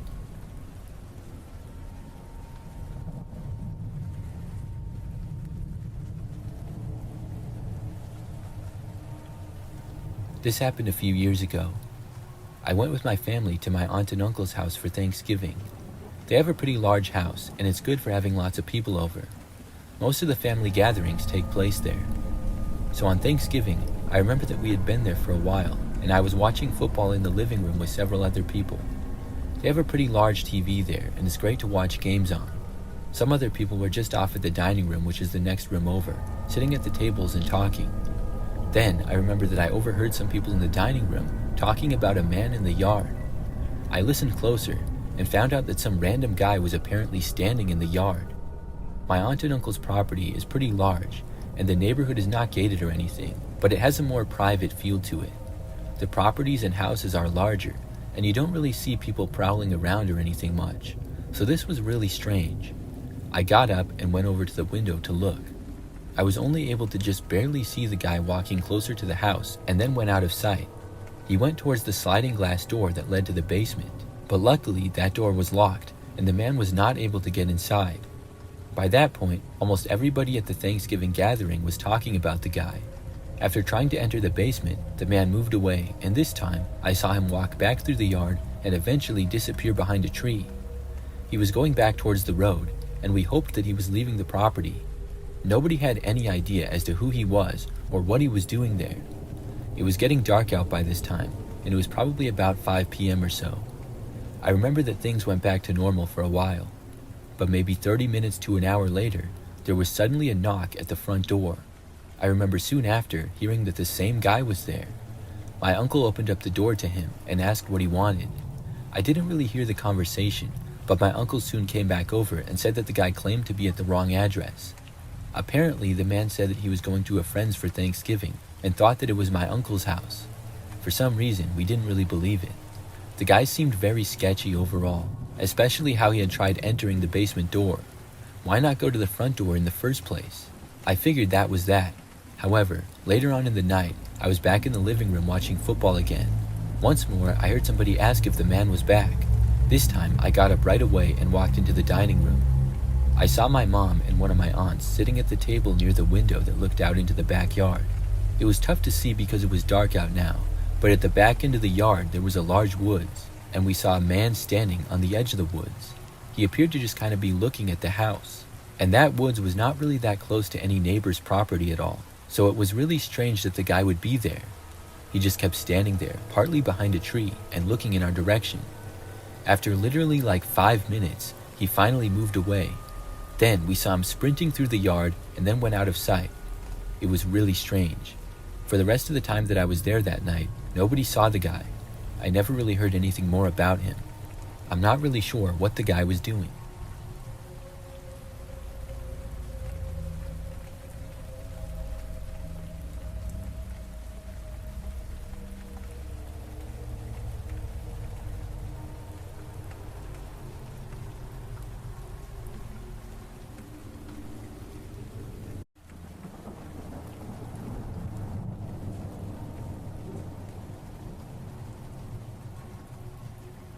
Close to the town I live in, there was an old and abandoned house out in the country. It was a bit of a drive out of town, so a lot of people in my school talked about it, but they rarely ever went out to it. One Halloween, however, a friend of mine who had his license decided that he wanted to go out and see the house that year. It didn't take very much to convince the rest of our friend group to come along. There were 6 of us all together cramped into the car, and we waited until after dark to go out there to make it scarier since it was Halloween night. All of us got out to the car after we pulled into the yard of the house. The yard was pretty big, and there were tons of overgrown plants. There were no lights from nearby houses or street lights, so the only light was the flashlights that we brought with us. We started walking up to the house slowly from the car. My friend kept shining his light ahead of us up onto the house. I watched as he moved his light on the house, checking out different parts of it. I stopped though when I saw something on the porch of the house. Although I only caught a glimpse of it as his light hit it, it seemed out of place. I checked out what I had seen with my own flashlight, and there on the porch was a pumpkin. It wasn't an old decaying pumpkin that we would have expected to see in an abandoned house either. I told my friends that somebody might be living here inside the house since there was a freshly carved pumpkin. My friends shrugged it off though, saying it was Halloween and some other kids probably put it there as a joke. We decided to continue, and were still walking when I heard a noise off from the side of the house. I shined my light over in the area just in time to catch somebody coming up to the side of the house. There was a man on the side of the house, who I caught creeping around the corner of it. He was already watching us when the light hit him, and he had a huge knife in his hand. Once the man's position had been revealed, he began to come towards us as fast as he could. I say that he went as fast as he could because the man wasn't moving very well. He was doing a half hobble, half run towards us, like he was injured or missing part of his leg. Fortunately, all my friends had seen him by now, and we all turned and began running very quickly back towards the car. I looked back as I was getting myself into the car to see that the guy was still coming after us. As we pulled away from the house, 2 of my friends were laughing, saying that they had set the whole thing up. They said they had gotten a kid from school to head out earlier and wait for us so he could come and scare us. I had been the only person to really get a good view of the man who was chasing us, and I knew for a fact that it was not a high schooler. I insisted upon it, telling my friends that whoever it was not the person that they had sent out there to scare us. Sure enough, the 2 friends who had set up the scare checked their phones to find voicemails and texts from the kid who was supposed to scare us. He had been at the house, but never got the chance to pretend to attack us because the same guy had gone after him, so he left immediately. He had left voicemails and texts saying to abort and to not go to the abandoned house, but they hadn't seen them due to bad cell service. We had no idea who tried to attack us that night or why, and when the police investigated, they found nobody there.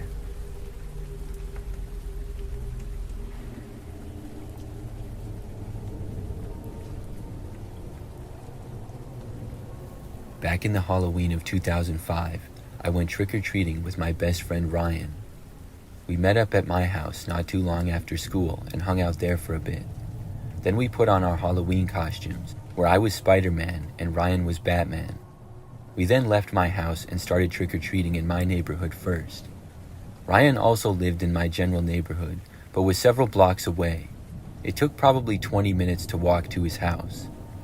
Ryan's mom went with us as we trick-or-treated, and we ended up going all the way to his house. Our neighborhood had lots of houses in it, and there were quite a few other kids out trick-or-treating as well. After several hours, we both got tons of candy. It was a great night of trick-or-treating. Then we went inside of Ryan's house and we hung out there for a bit. My mom was going to come and pick me up at 10 and drive me back to our house. Ryan and I just hung out in his bedroom, eating our candy and playing video games.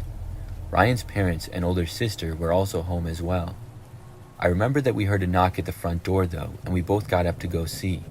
We thought that it was probably more trick-or-treaters, and Ryan wanted to be the one to hand out the candy since we hadn't got a chance to because we had been out. He called to his parents in the other room saying that he would handle it. When we got to the door though, we looked out and we saw what appeared to be an adult man standing there. The guy was looking down, wearing a hooded sweatshirt that completely covered his head and we could barely see his face, but he did not appear to have any kind of a costume on. Right away, it looked suspicious. Plus, it was pretty late at this point. Ryan and I had stayed out trick-or-treating about as late as we were even allowed to. The guy then knocked on the door again, and we were right there on the other side. We didn't say anything, but we went into the other room and found Ryan's parents. We told them that it was just some random guy. By then, the knocking had stopped, and when we walked back to the room, the man was gone. Nobody knew who this guy was or why he was at the door, but it seemed a little strange. Ryan and I went back to his room to continue playing video games and stuff. His room was at the back of the house, and I remember that maybe 15 minutes later, Ryan suddenly told me to look at the window. When I did, I saw what he was already looking at. The same hooded man was standing in the backyard. He was just kind of standing there. The guy was maybe 40 feet from Ryan's window. He did not appear to be looking towards us, and he was still looking down. After watching him for a few moments, we both instantly got up and ran out of the room. Ryan went back towards his parents and told them about it. They looked out into the backyard, and they turned on the light to the patio. When that happened, the man turned and left the backyard, running away. We never got a good look at his face, and it was really weird. After that, we figured that he was gone for good, and probably just a guy trying to mess with people on Halloween. So nobody called the police or anything like that, but it was still really strange. A little while later, my mom arrived at Ryan's house and picked me up. She drove us back to our house, and we got there like a minute later. When we got home, I was in the living room for a while before I had to go to bed. Then when it got late, I went to my bedroom. Like Ryan's, my bedroom was at the back of the house. I remember that I turned my lights out and was getting into bed. That's when I looked out of my bedroom window, and I noticed what appeared to be the same guy back there. I couldn't believe it. He was standing in the backyard, very similar to the way that he had in Ryan's backyard. For a moment, I really couldn't believe my eyes, but he was there. I ran out of my room and found my parents in the living room. I told them about the guy, and we all went to another back window. By the time we got there, though, he was gone. After a while, I went to bed again. It took me a long time to fall asleep. I kept looking out the window, but the man never returned. Eventually, I did fall asleep, and after that, I never saw that guy again.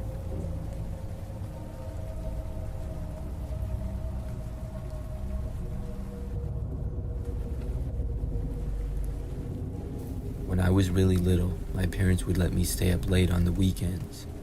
Halloween this particular year landed on a Saturday, so I was up late by myself in the living room watching TV. Late that night, as I was drifting in and out of sleep watching TV, I heard a noise from the front porch. It was the sound of the old swing creaking back and forth, and it could have been the wind, but I was paranoid as a young kid and I went to check it out. Cautiously, I crept to the window by the porch and I looked outside, and what I saw was horrifying. An older woman, probably in her 50s, was sitting on our swing. She was wearing nothing but a nightgown, and her skin was smeared with blood. In her hand, she held a large kitchen knife. I felt like I was dreaming, but it was all too real. I was only 7 at the time, so I sprinted to my parents' room, yelling and crying that there was a scary woman outside. My dad woke up first and asked me to calm down and explain what happened. I stuttered in between the breaks in my crying that there was a woman on the porch with a knife. My dad's expression shifted from confusion to frustration. He thought that I was imagining things, and he told me it was probably a bad dream, saying that I could sleep in their room for the rest of the night if I wanted. I wouldn't let it go though, and finally I managed to convince him to get out of bed and go check the porch. When we reached the door, He unlocked it and swung it open, ready to show me nothing was there, despite my pleas to not open the door or go outside. My dad even started to say, "See, there's nothing out there," when he saw the lady who was still sitting on the porch swing. I'll never forget the look on his face when he saw her. She turned slowly, staring at us with wild eyes. For a moment, everything was silent, and then my dad slammed the door shut and locked it. After telling my mom, who was now awake, to call the police, he rushed to grab his gun. When my dad returned to the door, he cracked it just enough to the point the barrel of the shotgun could go outside, and he asked the woman what she was doing and to get off our porch. The woman didn't move. Instead, she just looked at us. She finally uttered something towards my dad after a while. "Somebody killed my husband, but it wasn't me," she said. Her voice was trembling. My dad had no idea how to respond, and he just said that the police were on the way and could help her once they get there. She glanced down the street, then back at us, panic flashing across her face. She spun around and took off, disappearing into the night. My dad quickly closed the door, locking it again, and I heard him shout for my mom to keep the phone ready. He stood there until the police arrived, listening, eyes darting around as if he expected her to come back at any moment. The police arrived about 15 minutes later. They searched the area and eventually found her trying to break into one of our neighbors' houses. Apparently, she was crazy and off of her medication. She had gotten into a fight with her husband and attacked him with a knife, but did not seriously hurt him.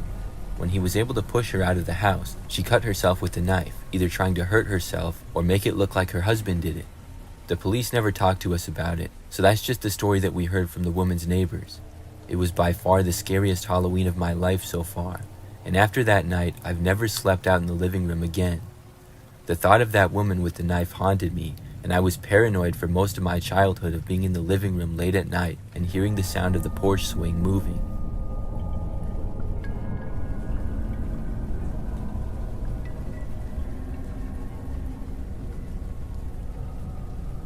This happened back on Halloween night of 2016. I worked pretty late on Halloween, and I started driving back home at around 10 p.m. I lived by myself in a smaller house. I knew that I probably wouldn't be home for any trick-or-treaters with me having to work late, so I left a bowl of candy on my front step for them. Overall, I didn't really do anything for Halloween other than that. We had some decorations at work and stuff, but I was pretty busy with my job. So it took me about 15 minutes to drive home, and the roads were all pretty quiet by this time. I remember, though, that when I was about a mile or so from my house, I saw this guy dressed as a clown standing on the side of the road. He was sort of off in the ditch, and this was just a sort of quiet road with woods on both sides, so it was weird that he would be standing there. As I drove by, the clown man waved at me. I knew that it was somebody dressed up for Halloween, probably trying to scare people. I waved back and continued my drive home. Just a couple of minutes later, I arrived to my neighborhood. My street was pretty typical, with many houses on it, and at this hour, all the trick-or-treaters were done, so it was now very quiet. However, as I approached my driveway, I noticed something. There was another guy fully dressed as a clown, wearing a mask and everything. He was standing right in the middle of my driveway in front of the garage and holding a balloon. Even with it being Halloween, I was still creeped out at the sight. I started to pull into my driveway, but I stopped at the back end of it. The clown looked directly at me, but did not wave or anything. I thought that maybe he would walk away or something, but he stayed put. So I rolled down my window a little and I called out to him. I said, "Hey, what are you doing?" He didn't acknowledge me at all, and he just kept standing there holding his balloon. I told him that I had to get my car into the garage, and he was in my way. He still didn't move though, so at that point, I wasn't really sure what to do. After like a full minute of me sitting there with the car running, I decided to just get out and go inside. I figured that the clown would move eventually. I parked my car at the very back end of the driveway, still a good 30 feet or so from the clown. Then I turned my engine off and got out. The clown was still standing there, continuing to look at me. Right when I started to take a few steps into my yard, the clown began to walk towards me, and he was walking at an angle where he would reach me before I got to my front door, so I stopped. And when I stopped, he did as well. I didn't know if it was a good idea to go for my front door anymore, because I would have to unlock it, and if he was going to chase after me, he would be able to catch up with me. Then, all of a sudden, I saw 3 more clowns come running out from behind my house. They were literally sprinting and heading in my direction. I didn't waste any time, and I instantly ran back for my car. I quickly got inside of it, locked the doors, and then scrambled to start my engine as quickly as I could. The 3 clowns, as well as the original one, ran right up to my car. One tried opening my driver's door, and the other my passenger's one. Within seconds, I was able to back out of the driveway, leaving them standing there. They didn't follow me into the street, but just kept standing at the end of my driveway. As I drove away, they all at once started waving at me. It was the creepiest thing I've ever seen. I drove out of my neighborhood and just went around random streets for like 5 to 10 minutes. Then I went back home, hoping that the clown men would be gone. If they were still there, I was going to call the cops. But thankfully, when I arrived back, they were all gone. I got out of my car and I looked through my backyard as well as front, and nobody was there. But when I got to my front door, I saw that the balloon that the one clown had been holding was now tied to my door handle. It was one last thing to really creep me out. I went inside and was a little worried that the clowns might return, but they didn't. That was my scariest experience that I've had during Halloween.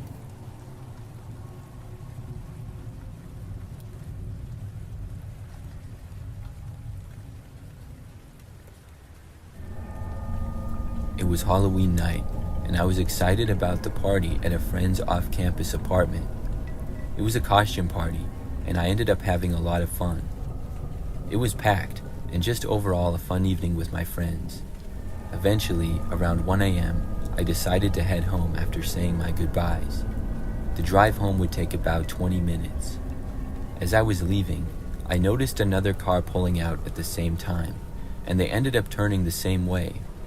I didn't think much of it for most of the drive, but eventually I noticed that they had been behind me for the entire drive, tailing me pretty closely as well.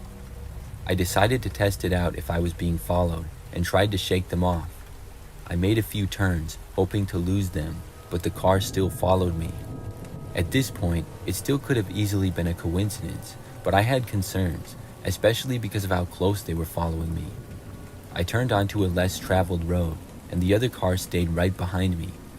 I glanced at my rear view mirror, and the headlights were glaring back, illuminating the interior of my car. I could see the outline of a figure behind the wheel, but I couldn't make out any details. I even increased my speed, hoping to create some distance. I took a sharp turn onto a dirt road that led to a nearby park, hoping to lose them in the twists and turns, but the car stayed right on my tail. There was no way I was going to let this person see where I lived, so I just kept driving.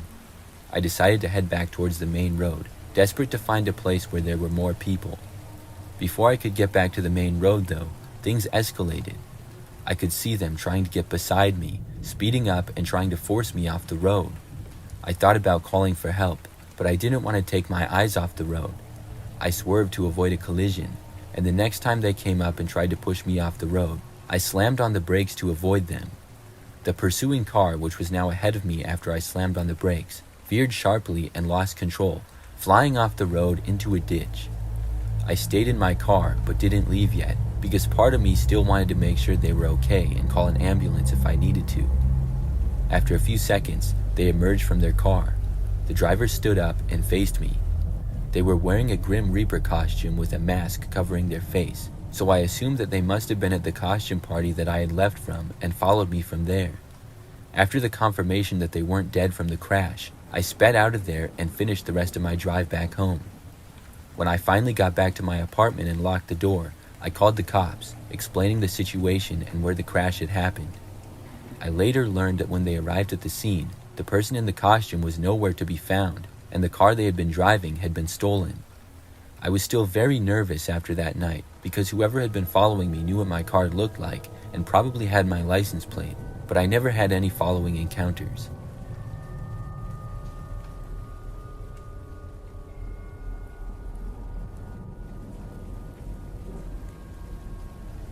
I live by myself in a smaller 2-bedroom house. Last Halloween, something really strange happened. I don't really celebrate Halloween or do anything for it.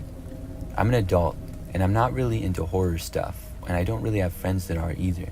So most Halloweens are just a normal day for me. However, I do always make sure to have some candy on hand around Halloween to give to kids. My neighborhood is usually pretty quiet though, so I might get like 10 trick-or-treaters, if that. Last year, shortly after I got home from work, the trick-or-treaters started. There were a few at around 5:30 or 6 p.m. I was mostly just in my living room, and I would occasionally get up and give the candy to the kids. I got about the usual amount of trick-or-treaters. By 8 or 9 p.m., things had quieted down significantly, and there weren't really any more people trick-or-treating. But that's when the doorbell rang as I was sitting there watching TV. I got up and walked over to the front door and looked out. I thought that it would be a kid trick-or-treating, but when I got to the door, nobody was there. I didn't think too much of it, and I went back into the living room. Probably 30 minutes later, there was a knocking at the door. It was pretty loud and constant. When I heard it, I got up, and the knocking kept going for a good 10 or 15 seconds straight. By the time that I reached the door, though, it had stopped. After looking outside, nobody was there again. This time, I stepped outside and I looked around. There was nobody that I could see, so I went back inside after that. It was probably just a prank, somebody knocking on my door and then running off, but it was kind of weird.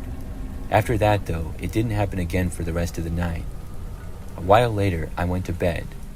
The next day was now November 1st, and it was a pretty normal day for me with work and stuff. That night, though, at around 10 o'clock, there was another knocking on my door. This was really weird now, because it wasn't Halloween anymore. The knocking, just like the previous night, was constant and pretty loud. I went over to go and see who it was again. However, the knocking stopped as I approached, and when I finally got to look out the window, nobody was there. I once more went outside and I looked around. I even walked around the front yard a little bit. I couldn't see anybody though, so at that point I went back in, and I didn't get any more knocking that night. Well, the next night it happened yet again. Once more, it was a little bit later and I was in the living room. There was the same loud and constant knocking. This time, I stayed where I was. The knocking kept going for like 30 seconds straight though, so at that point I got up and I ran over to the door. When I approached it though, the knocking stopped again. I opened up the door and nobody was there. I looked around and thought that I saw movement down the street of possibly somebody running away, but I didn't get any kind of good look at all. I went back inside after that, and the rest of the night there was no more knocking.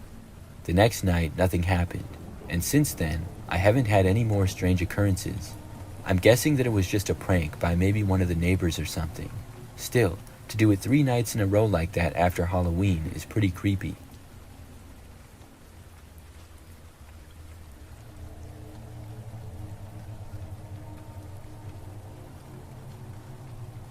One Halloween night, when I was 15 years old, my friends and I went trick-or-treating. We were fairly old to be trick-or-treating, but we decided that it would be fun to have one last year going door to door together. We started out in our neighborhood, but we weren't getting much.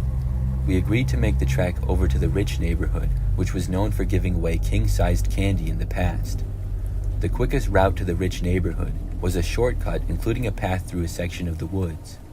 My friends and I had taken this path many times before to go to other friends' houses who lived in that neighborhood. Personally, I had only been on the path during the daytime though, and I was a bit nervous to walk through a longer stretch of woods at night. However, the majority of the group didn't want to waste precious trick-or-treating time by taking the long way there, so we ended up taking the shortcut through the woods. As we entered the woods, the light and noise from the neighborhood behind us eventually faded, leaving the only sound of us crunching our way through the leaves in the forest and talking. Over the talking of the group, I thought I heard something behind us though. I heard the crunching of leaves, sounding like footsteps, but maybe it was an animal. I swung the flashlight behind us, but I saw nothing there. However, by doing this, I did get the attention of the group. Everybody fell silent and stopped walking, turning around to see what I was looking at. I explained that I thought I heard footsteps crunching in the leaves behind us, but that I didn't see anything. We chalked it up to an animal and continued walking, but we all stayed pretty quiet now, whispering amongst ourselves. A few moments later, the noise happened again. This time, everyone in the group heard it, and we whirled around to see 2 men dressed in all black off the path and a bit in the woods. This was enough to send the group running as fast as we could, wanting to get out of the forest. We didn't dare to look back, but we could hear the 2 men now crashing through the forest behind us on the path. It sounded like they were gaining on us, but we all made it out of the woods and back into the neighborhood scene just in time. Once we were back in the neighborhood, we hung around for a bit to see if the two men would emerge from the woods, but they never did. Maybe we just happened upon two guys in the woods, and they decided to play a prank on us, but it was all very strange. Since we were only 15 at the time with no adults around, it definitely felt like a dangerous situation.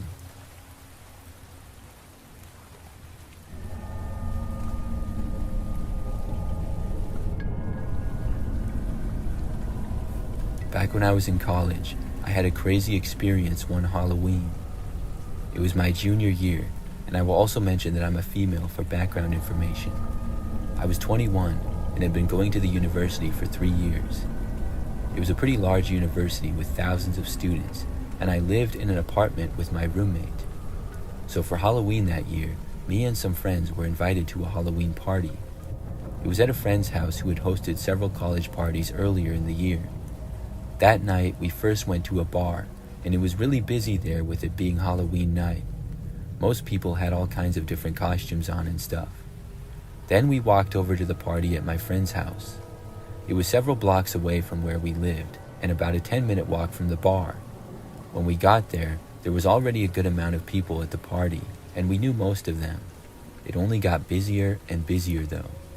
At one point during the Halloween party, one of my friends came up to me and pointed out a guy who was across the room. He was a guy with dark hair, and I'm not even sure what his costume was, but she told me that he was a creep, and she wanted to leave now that she saw that he was at the party.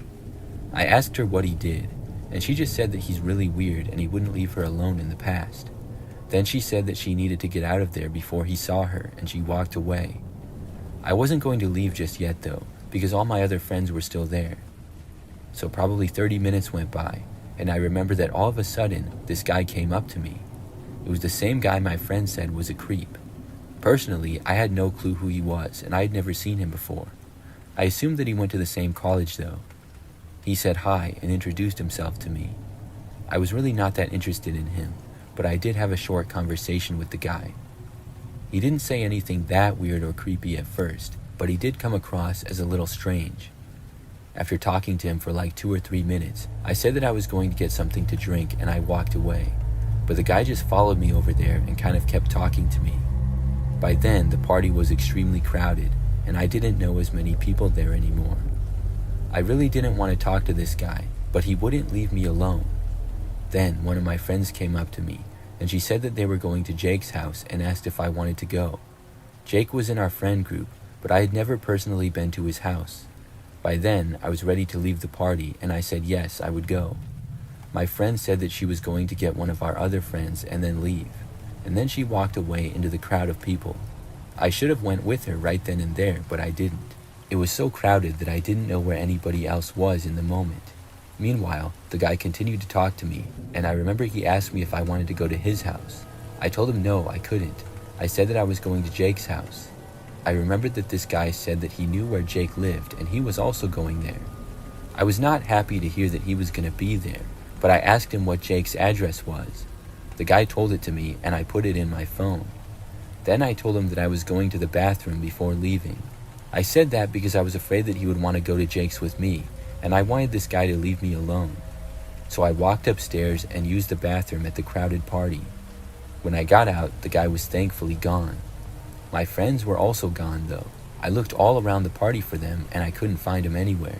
So I put in the address to Jake's that the guy gave me. It was like a 15-minute walk. So I set out by myself and I started walking on the now quiet streets. I made my way along the sidewalk and I was seeming to be getting farther and farther away from campus, but I didn't really question it. When I got to the street that Jake lived on, I realized that it looked pretty run down. These houses were not in very good shape at all. I mean, most college houses are old and in not the best shape, but these were really rough. Soon I saw the address, but it just didn't seem right. The house appeared to have the lights off, and I couldn't tell if anybody was there. I double-checked the address on my maps and it was correct, so I walked up to the front step, and I didn't hear any noise from inside like people talking or anything. Before I could open the door and knock though, the door opened. A man stood there, wearing all black and a ski mask. I figured it to be a costume for Halloween, but it was still creepy. I didn't recognize the guy. He didn't say anything, but he waved me in. I realized right then that I was definitely at the wrong house, because looking inside, all the lights were out. I started backing away, and I said that I was at the wrong address.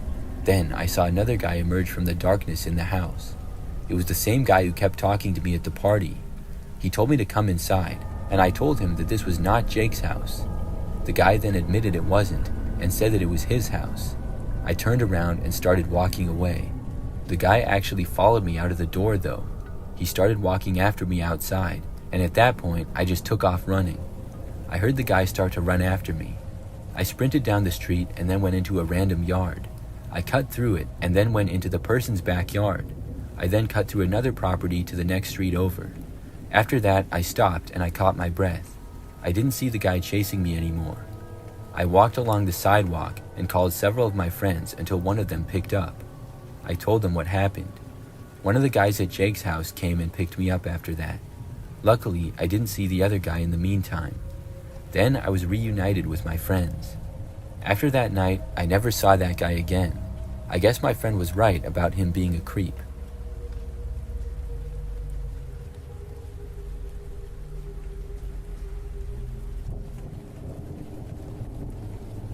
When I was a kid, my family would visit my grandparents every holiday.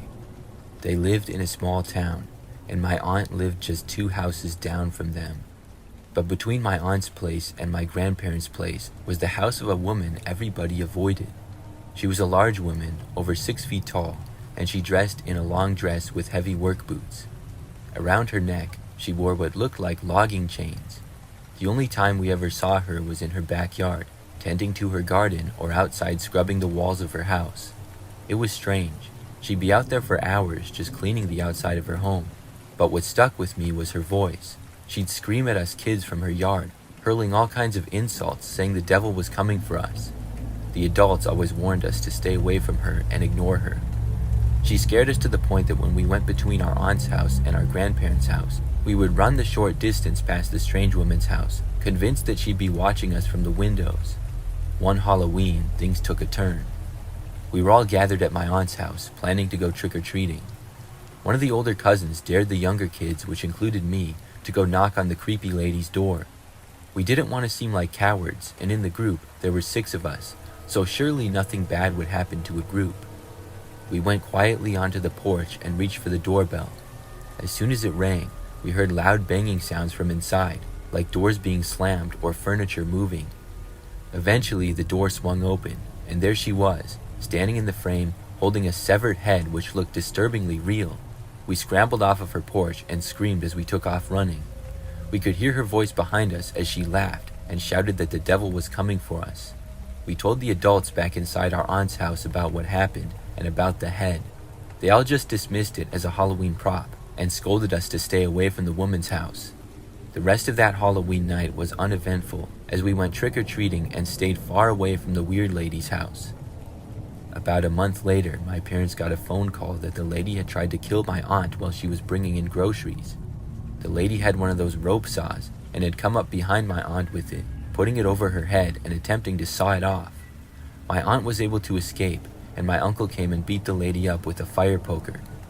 The police investigation revealed that the woman had been digging tunnels inside her home, and they were coming up under my aunt's, my grandparents', and another neighbor's house. She had been bringing the dirt up and putting it in the raised beds of her gardens. She also had a shrine of some sort of underground, which had a few severed heads around it, revealing that the head we saw on Halloween night was indeed very real. My aunt survived the whole encounter, with the only damage being a scar across her neck. It's very scary to know what the lady was planning to do once she finished her tunnels. I'm glad that my family is safe now, and even more glad that we didn't live in that town.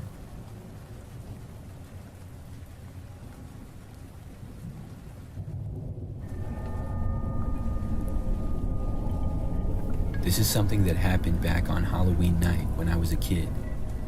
I remember that I was about 8 or 9 years old, and I was going to go trick-or-treating. My older sister was 16, and she did not go trick-or-treating anymore, so she was going to go with me and act as my babysitter for the night. I wanted to go trick-or-treating by myself, but my parents said that she had to go with me, and I was too young. They obviously didn't want me walking up and down the street all by myself at night, even if it was Halloween. So we set out at around 6 p.m., and I was going trick-or-treating as a football player. Our neighborhood was huge. There were many different houses along it, and the plan was to go up and down our street and maybe 3 or 4 other streets, really however much we had time to do. So my sister would walk with me along the sidewalk, and then she would stand at the end of the driveways and wait for me as I went up to the houses. I saw a decent amount of other kids and parents also out as the night went on. At one point, at least 2 hours in, I went to this one house a few streets over from ours. The driveway was pretty long, and I went up to the house and I rang the doorbell. The owner of the house said hi and gave me some candy. When I walked away though, I saw that there was this older looking minivan stopped on the side of the road. It looked like the driver of the van was talking to my sister. I walked back down the driveway to my sister, and I didn't really know what was going on. But shortly after I got there, the van just drove away. I remember my sister telling me that the guy in the van tried giving her a ride.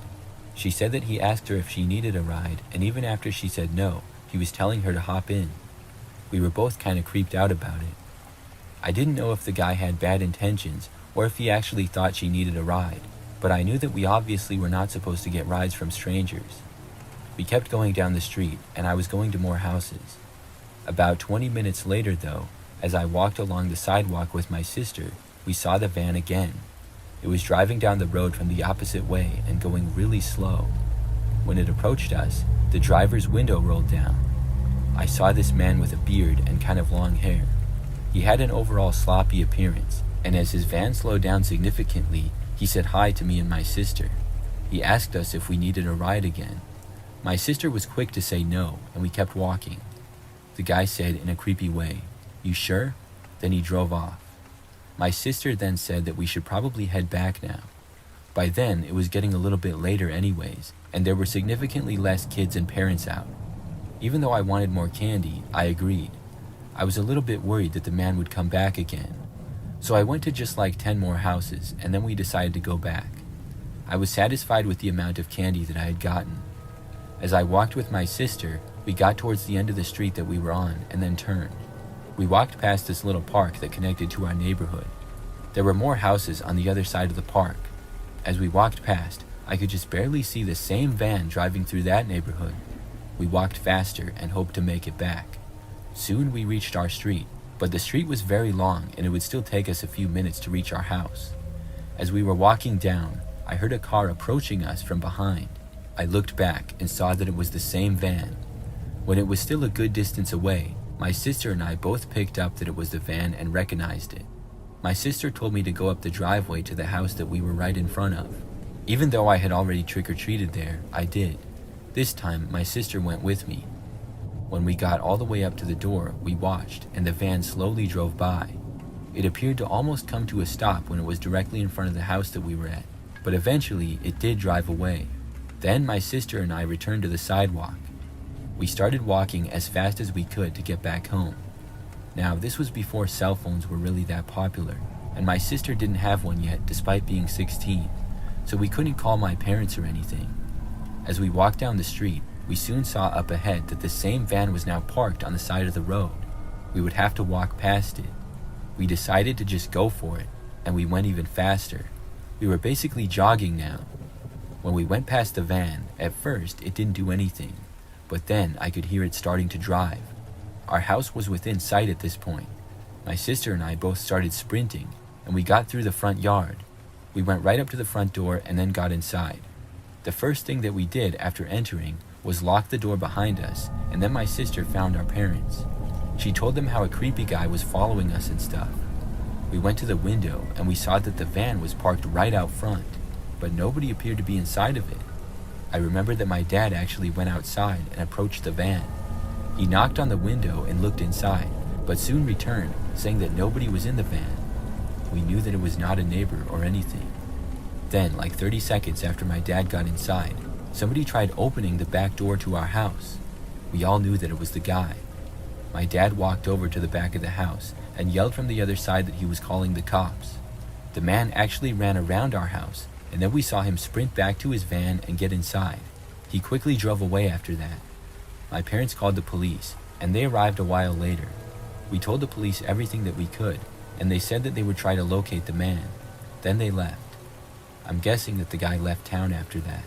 I'm not sure if he was ever found, but I know that I never saw him again after that, and I'm really glad that my sister and I got away from him.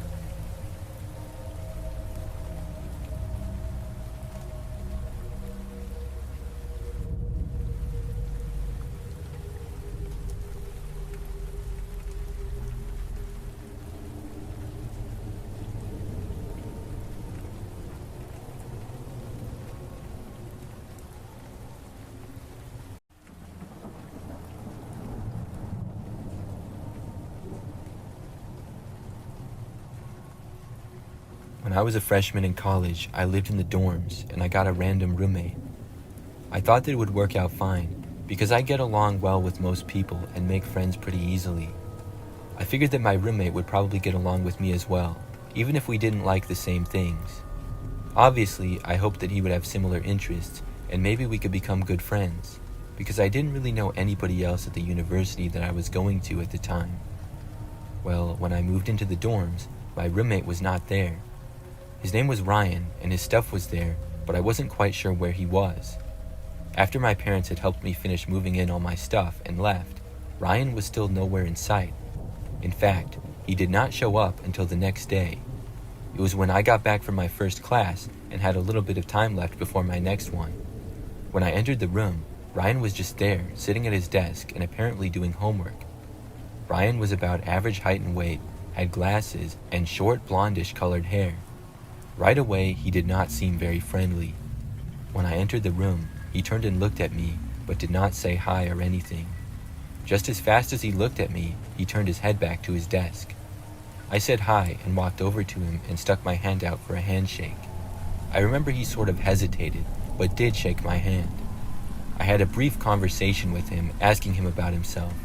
He was not a freshman like me, but a sophomore at the school, and he was from a small town several hours away. That was really all that I gathered. Soon, I went to my next class. After that, things only got more and more strange. Ryan was not often in his room, but when he was, I would sometimes try talking to him. He would usually give me very short answers and never ask me anything about myself. I thought maybe he was just shy or uncomfortable around other people, but at one point, he told me in a very stern way to stop talking to him and to not talk to him anymore. It was pretty rude, and I no longer felt like he was just a shy kid, but a kind of rude one. Still, I didn't want it to be a terrible semester, so I chose not to argue or anything. I decided to just let him be on his side of the room, and I would do my thing on my side. As the weeks went on, Ryan would be gone for sometimes days at a time. I would wake up and he would just be gone.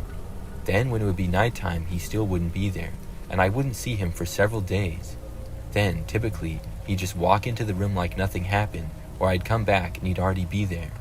I never bothered to ask him where he was though, knowing that he didn't want me talking to him. I remember at one point, on one of the days that he was at the dorm, he left sometime in the evening. Hours later, at probably like 11 o'clock at night or so, I remember I heard talking in the hallway. It got louder, and I realized that two guys were arguing. I recognized Ryan's voice to be one of them. He loudly told the guy to shut up, and a few seconds later, he walked into the room. I found out the next day that it was another guy who lived on our floor who he yelled at. Apparently, all the guy said to him was, "Hey, how's it going?" when they passed each other in the hallway. Ryan snapped at him immediately, telling him not to talk to him, which made the other guy angry. They argued briefly before Ryan walked away. I found this out because the other guy came up to me and told me that my roommate was really strange. That's when we had the conversation, and I was kind of creeped out by Ryan's erratic behavior. As the next few weeks went on, I was hoping to be able to get a new roommate when the next semester rolled around. In the meantime, I just ignored Ryan and he did the same to me. It really wasn't that bad because he was typically gone, so it was mostly like I had my own dorm to myself. You just never knew when Ryan would be back or how long he would be there.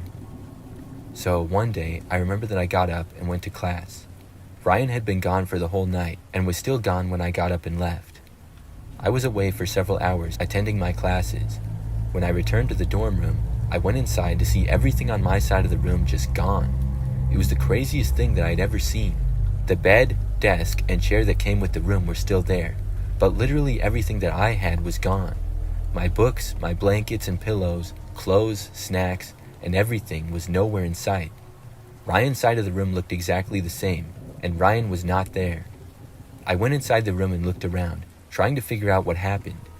I was sure that I locked the door when I left, and I immediately suspected Ryan. I started to look on his side of the room. He really didn't have that much stuff to begin with. He really just had some clothes, a few blankets, and some notebooks. There was no place that he could have put all my things. After realizing that my stuff was definitely not in the room, I walked out into the hallway. I went to the resident assistant and told him what happened.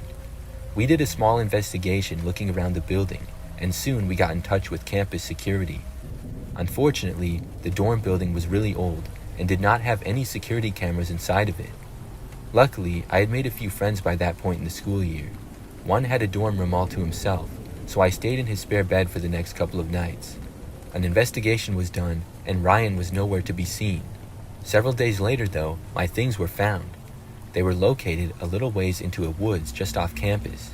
He had tossed all my stuff there. Ryan, meanwhile, did not show up for the entire rest of the semester. I was given a new dorm room all to myself by the school, and they also gave me a gift card to buy some new stuff, so that was nice. But as far as I'm aware, Ryan never showed up to campus again. I have no idea where he went. He was a very strange guy, but I'm glad that I didn't have to live with him any longer.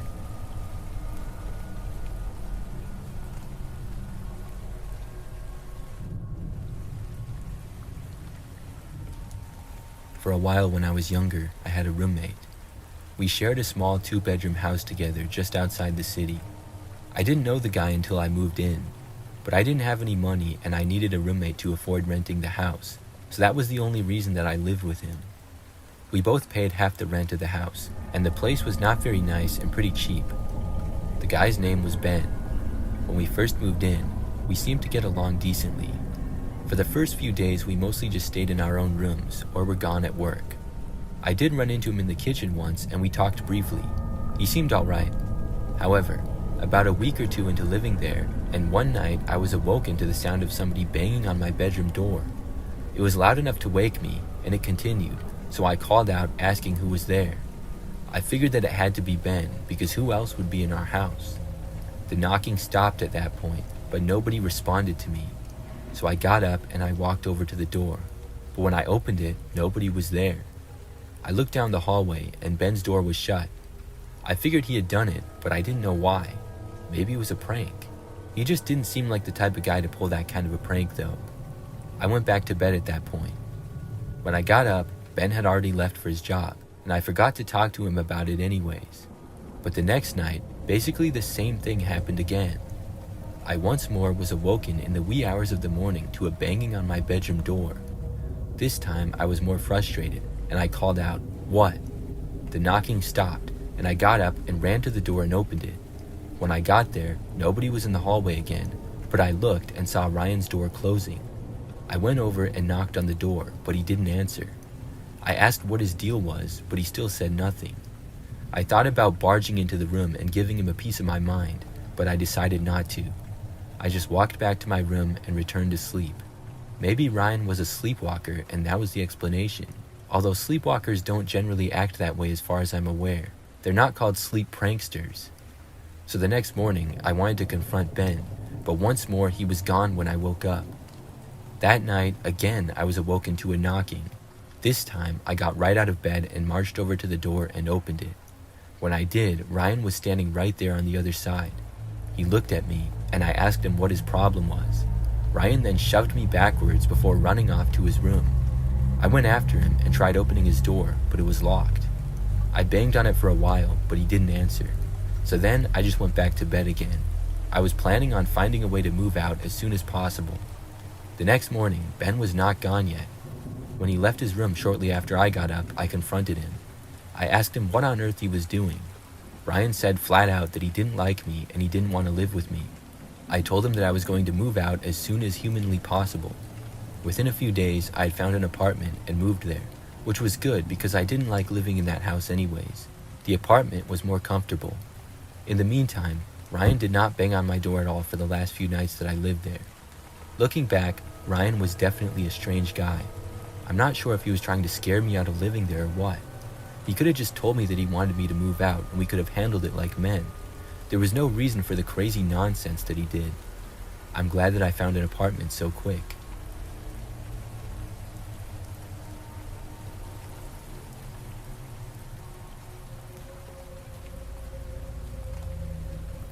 I have a crazy experience from when I lived with this one girl years ago. It was a year after I graduated from college, and I shared a small house with this girl named Leah. We had gone to college together, so we knew each other, but I wouldn't say that we were friends, more so just acquaintances. When I lived with her, we got along okay, but we still didn't really do anything together. We mostly just kept to ourselves. The lease was for 1 year, and during the year we worked our jobs mostly, and here and there we talked to each other. Overall, it was not too bad living there. The neighborhood was okay, and there were never any problems, until very late when there was less than a month left on the lease. I had some money saved up and was planning to move into a little bit nicer place, probably an apartment. Leah was planning to do the same, but we were not going to be roommates. So I remember that one night I was up late and in my bedroom. I just remembered that all of a sudden I was hearing like there were people in the house. My bedroom door was closed, so I couldn't hear things in other rooms that great, but I thought that it was strange. I was going to get up to see, and I heard the sound of Leah scream for a very short time. The next thing that I knew, my bedroom door was opening up, and I saw 3 men wearing all black. They each had masks on, so I couldn't tell anything about what they looked like. It was a terrifying sight. The men just walked right into my room and started going through all my stuff. They motioned for me to stand in the corner of the room, so I did. Very quickly, they picked up a bunch of my things, and some of them they just tossed back down. They ended up taking my laptop, phone, wallet, some jewelry, and a few other items. After that, they put them in bags and left the room probably 2 or 3 minutes after entering. Then they walked over towards Leah's bedroom and the rest of the house. We didn't really have that much other stuff. The men then took a few more things and left, and were gone probably not more than 5 minutes after I had noticed them. It was so fast, but I didn't know what to do or what was going on. I was just glad that we were okay. But then I realized that all our stuff had been stolen. Leah said that the men took her phone and wallet as well, and we only had our cell phones, so we had to go to a neighbor's house and ask them to call the police. The cops came out and we told them how we had been robbed. They took down information and said that they would look around the area. The men were long gone though. I didn't see what kind of car they were in or anything.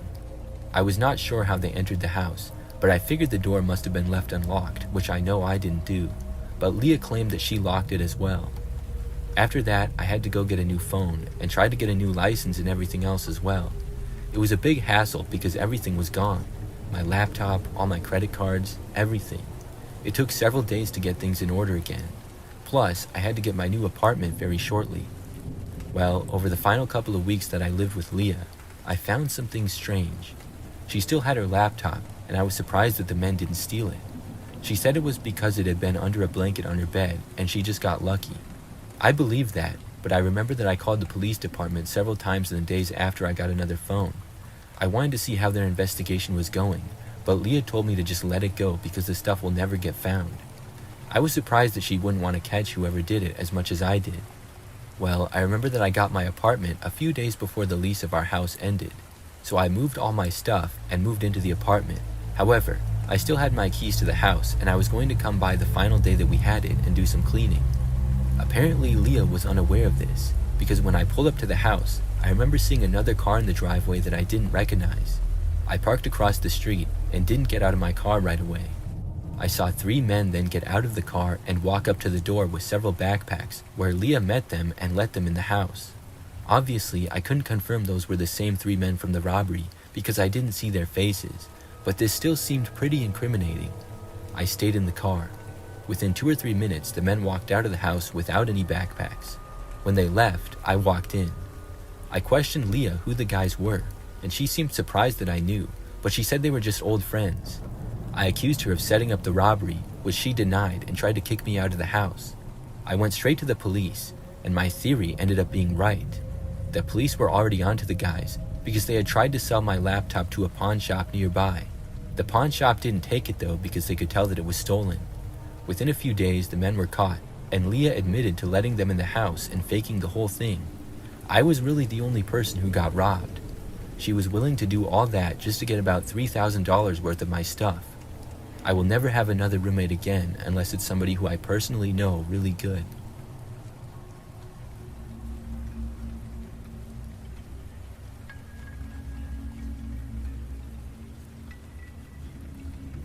Several years ago, I used to live in this apartment with 2 other women. Their names were Amanda and Carly. The apartment was kind of crappy, and we lived on the first floor of 2. The front door opened right up to the outside, and the parking lot was in the back of the building. So the 3 of us met online to get the place, and the apartment had 3 bedrooms, so we each got one. At first, we all got along pretty well, but as time went on, Carly was not a good roommate at all. Amanda was a great roommate. She was friendly and considerate of other people. However, Carly did nothing around the house. She would use our dishes and food and never clean anything up. She would leave things out, and she also never did any other chores around the house. I remember that she would have her boyfriend over a lot as well, and they would have stuff on her TV super loud at all hours of the night. They would also smoke in and out of her room, and it stunk up the whole place. After a couple of months, I remember that I asked her to do her part around the house and be a better roommate. She responded by saying that she pays her share of the rent every month, so she doesn't have to do anything else. It started to become an argument, so I stopped talking to her. I really didn't know what to do. Amanda tried talking to her as well, and was met with pretty much the same result. Sometimes Carly and her boyfriend would be gone for days at a time, which was always nice for us. But overall, she was a terrible roommate, and we didn't like her. One time, when Amanda was gone at work, I had another conversation with Carly.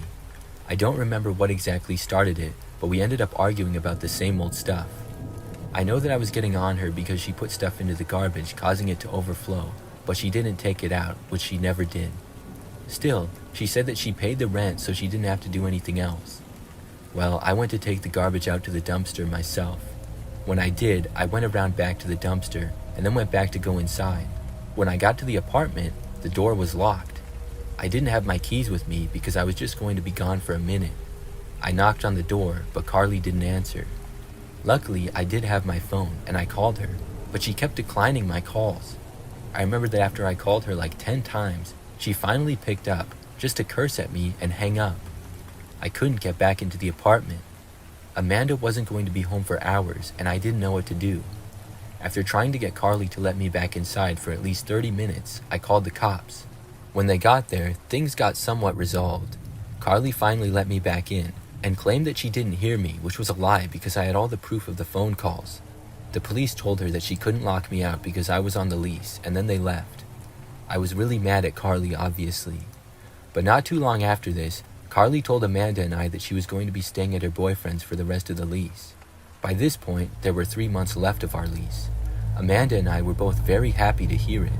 So she ended up moving all her stuff out of the apartment and was gone.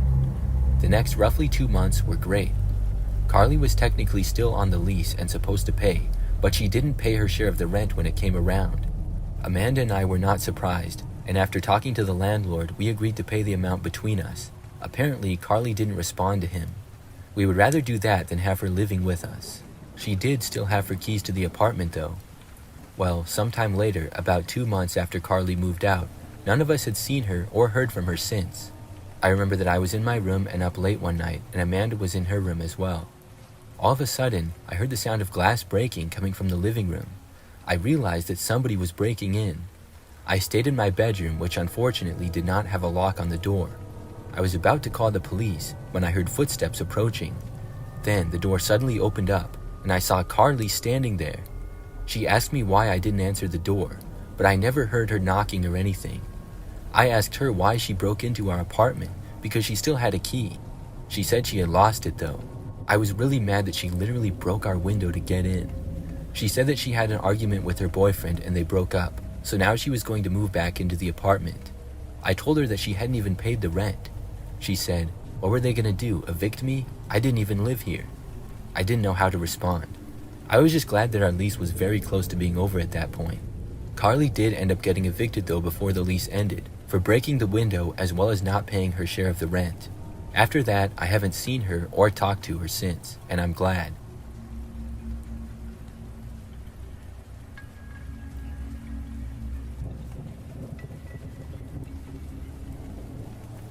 I went to college, I lived in the dorms my freshman and sophomore years. I remember that my first year, I got assigned a random roommate. It was a guy named David, who was a little bit weird, but overall we got along fine. He had a very strange sense of humor and said some weird things.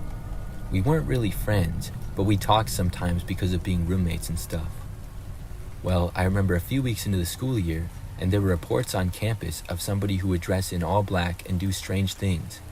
Sometimes they would chase students, other times there was small vandalism, like the guy would tip over trash cans or write on the wall or stuff.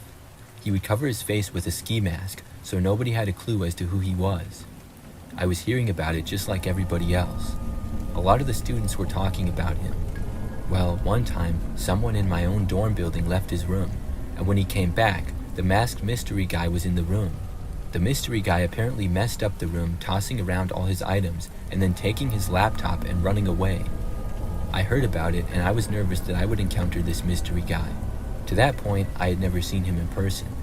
Well, I did the following day. One of my classes ended super early, so I went back to the dorm room. When I got back, nobody was there. However, I remember that not long after I arrived back, suddenly the door unlocked.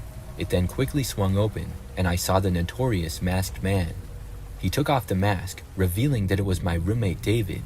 Then he saw me and had a surprised look on his face. He asked me why I wasn't in class. I asked him what on earth he was doing. I realized that he was the identity behind the guy. David told me that if I told anyone, he would make me live to regret it. I didn't know how serious of a threat it was, but in the moment, I told him I wouldn't say anything as long as he stopped and gave the stolen laptop back to the kid. I knew that was messed up to take something like that. He said that he would, so we moved on at that point and I soon went to another class. For a few days, I didn't really see David much at all, but I at least didn't hear anything about the masked man on campus. I talked to the kid who had his laptop stolen though, and asked him if he ever got it back or anything, and he said no. At that point, I requested to get a new room. I really didn't want to live with David anymore, and I felt like he was unpredictable. Luckily, my wish was granted. I got assigned a new room the following week, and then I moved out. But David was not happy that I moved out for some reason. I remember that he threatened me again not to tell on him when I left. I told him to give the kid's laptop back or I would tell. Well, a few days later, I heard about another incident regarding the masked man, aka David. At that point, I couldn't hold my tongue any longer. I knew the kid still didn't have his laptop, so I went to the school offices and I told on David. I was not afraid of him doing anything to me because I no longer shared a room with him. Well, the next night, pretty late, I was in my dorm room and somebody tried opening my door. I got up and went to look and saw David standing there on the other side. He then started knocking. I yelled at him to go away, but he didn't. Instead, he kept pounding on my door and trying to open it. Then he started to kick it really hard. I really thought that the door might break from the force. I was getting nervous because I didn't know what David was capable of, and I didn't really have much to defend myself other than my fists. Luckily, David did not get in. The resident assistant heard the loud noise and came to question him. He then took off running. I found out the next day that David had been kicked out of the college. Luckily, the kid got his laptop back. For the rest of the semester, I was afraid that David would come back and try to do something to me. I knew that he hated me for getting him kicked out of the school, but really, he did that to himself. I'm just glad that I haven't seen him since.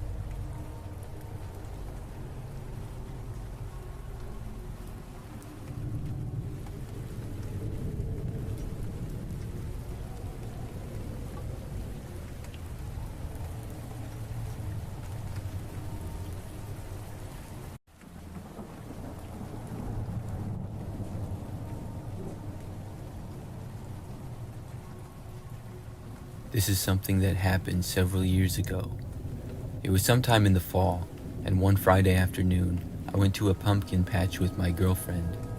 This was our first trip to a pumpkin patch that year, and my girlfriend wanted to get pumpkins that we could carve. The place that we were going to also had some other things, like a walking trail, a souvenir shop, and a corn maze as well. But overall, it was smaller, and it wasn't one of those places that 1,000 people go to every weekend. This was more of a local farm. When we got there, it was right after the place opened and nobody else was there. We parked in a grass field, and it didn't even have any other cars in it. I noticed that there appeared to be one employee there because there was a guy standing near the entrance of the pumpkin patch. I assumed him to be the owner of the farm. Before going there though, we walked down the path and the trail that it had around the farm. That took maybe 20 minutes or so. The path went around the farm and then ended right near the pumpkins. When we got there, I remember that we saw the guy standing there and said hi to him. He said hi as well. The man was about average height, was wearing sunglasses, a hat, and a t-shirt. Then we started walking through the massive field of pumpkins. I thought that it was a little bit strange that we were still the only people there, but it didn't really seem that crazy. There were a lot of pumpkins to choose from, so we wanted to get ones that were near perfect, and we took our time looking through them. I remember after walking down to one end, I noticed that the guy that worked there was kind of walking towards us. I didn't know why, but when he got like 50 feet away, he just kind of stopped and looked at the pumpkins. I looked over at him and then back to looking for a pumpkin. We went to basically all parts of the giant field.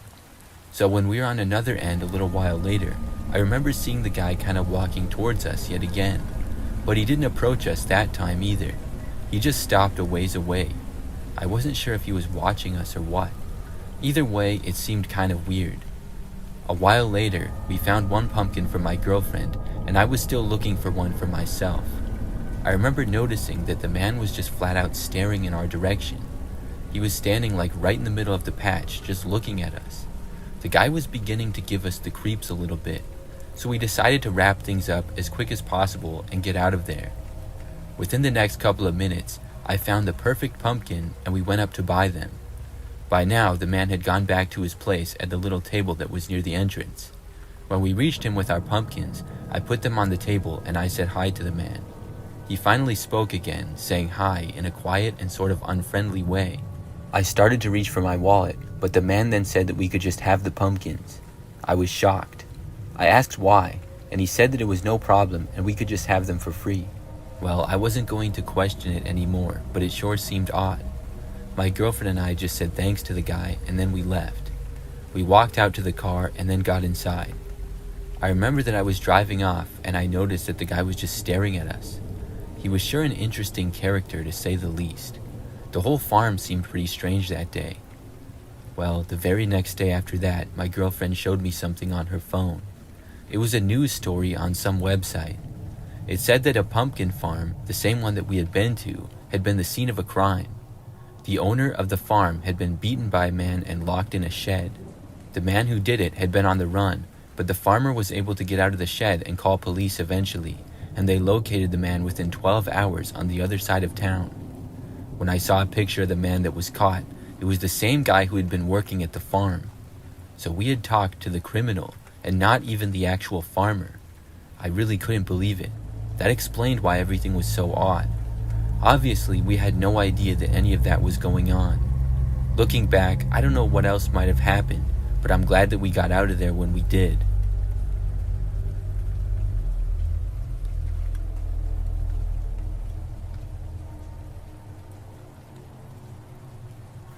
The scariest moment of my life happened back in the fall of 2004. During this time, I was in middle school and I lived with my parents pretty close by. I used to walk to and from school every day, and it would take me about 15 minutes to do so. The winters were usually pretty mild, but we still occasionally got snow. I always enjoyed the fall because of the cooler temperatures and the leaves changing colors. So I remember one time, school got out, and I started walking home like every other time. When I would leave school, the first block or two, there would be a lot of other kids who also walked to and from school. But after about 5 minutes, we would all go our separate ways, and I was typically by myself for the rest of the walk home. So on this day in particular, I remember that I was about halfway home, and I heard the sound of crunching leaves a ways behind me. I knew that somebody else was walking on the sidewalk that I was also on. Still, it was a public sidewalk, so it wasn't too much of a reason to be concerned. It had just not really happened before. I didn't bother to look behind me though. I continued with my walk home, and whoever it was that was behind me remained about the same distance back. I could tell that it seemed to be an adult though, just by the sound of their walk. Soon I reached the park that I would always cut through. It was a smaller park that was right in the middle of our large residential neighborhood. It was usually quiet and just had a softball field, a grassy area, and a little playground. I always used to cut right through it because it was slightly faster. So when I entered the park, I assumed that whoever else was on the sidewalk would go around the park. But after walking across the grass just past the infield dirt, I could tell that they were also entering. That's when I looked over my shoulder for the first time. I saw that it was a man who was walking behind me. He was pretty tall from what I remember, and was wearing a winter hat and a coat as well. Other than that, I don't remember anything about the guy. I had a bad feeling about it. It kind of seemed like he was following me. I walked a little faster, still going through the park. When I got to the other side, he did as well, and he was still behind me. I was now 5 minutes from my house, but I had an idea at that point in my walk home to try to confuse the guy who was seemingly following me. So instead of continuing to go straight, I turned. When I did, the man turned as well. I started walking even faster. When he turned, it made me even more nervous. I felt like I wanted to just take off running, but I tried to keep myself calm. Instead of taking off, I calmly turned and walked up a random house's driveway, but I did not go to the door of the house or anything. The man behind me started to walk up as well. I went towards the garage, but then I walked around it and into the backyard. Nobody seemed to be home, or at least, nobody noticed me going into the backyard. After getting into the backyard, I finally took off running. I had separated myself just a little bit from the man. I ended up running into the next backyard over, and then I ran around that house towards the front yard. But when I got into that front yard, I got an idea. The yard had kind of a lot of trees in it, and it wasn't that open. There was this giant pile of leaves near one tree in the corner of the yard. The owner had clearly been raking, except I didn't see the owner anywhere. In a spur-of-the-moment decision, I ran over to that front corner of the yard and to the pile of leaves, and I just went into it. I buried myself and was able to cover myself completely. I hadn't seen the man at all, and I was not even sure that he was still following me, but I didn't want to run into him again. I stayed where I was, hidden by the leaves, and I waited. For a little while, things were completely silent. Then, maybe 2 or 3 minutes later, I heard somebody walking through the yard. I didn't know at the time if it was the homeowner possibly noticing me going through their yard and coming out to question me, or if it was the man who had been following me. But whoever it was, they did not say anything. They never really got that close to me, and they soon walked out of the yard and into the street. That made me feel like it was the man who'd been following me. I heard the footsteps go off down the road. After that, I stayed where I was for at least another 5 minutes. Then, I finally came out from the leaf pile. I was covered in leaves from head to toe, and even after brushing myself off, I still had leaves in my hair. After that, I literally sprinted the entire rest of the way home. I thankfully made it without seeing the guy. Then I went inside and I took a shower and I told my parents about it. After that, I got a ride to and from school for a while. Eventually, though, I did return to walking to and from school, and I never had any more problems like that.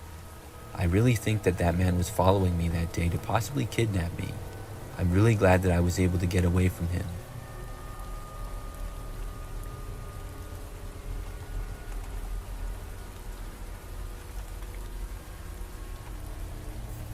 When I was in high school and college, I used to work at this fall carnival thing that was in my city.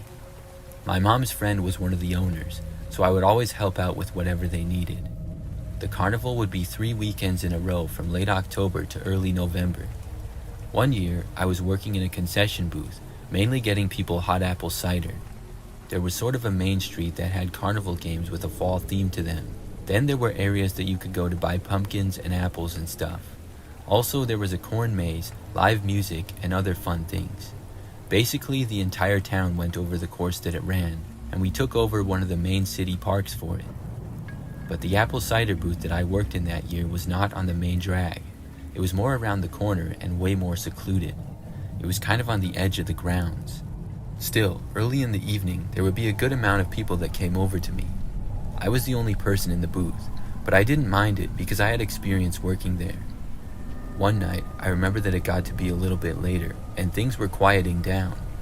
There was really nobody within my view, and I was getting bored. But then, I saw somebody walk around the corner and into my sight. It was a man, and he went near this photo op thing that was a little ways down from me.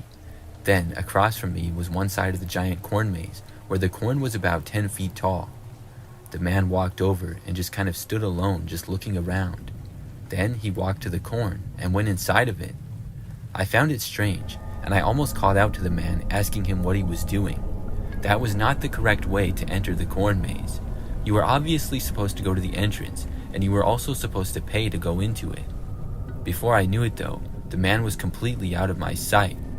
I thought that it was strange, and I didn't know what he was doing, but I figured that he was maybe just trying to do the maze for free. So I kept working, and I got maybe like 2 or 3 people total at my booth for the rest of the night. Then we were just about closed. The carnival would go until 10 p.m., and then everybody would leave. So it was nearing 10, and I was literally all by myself back there. Then, all of a sudden, I saw the same man emerge from the corn again, except now, he was wearing this creepy mask over his head. It was one of those old hockey masks that the goalies used to wear, but I could tell that it was the same guy, because he had come out of the corn in the same spot where he went in, plus his clothes were the same.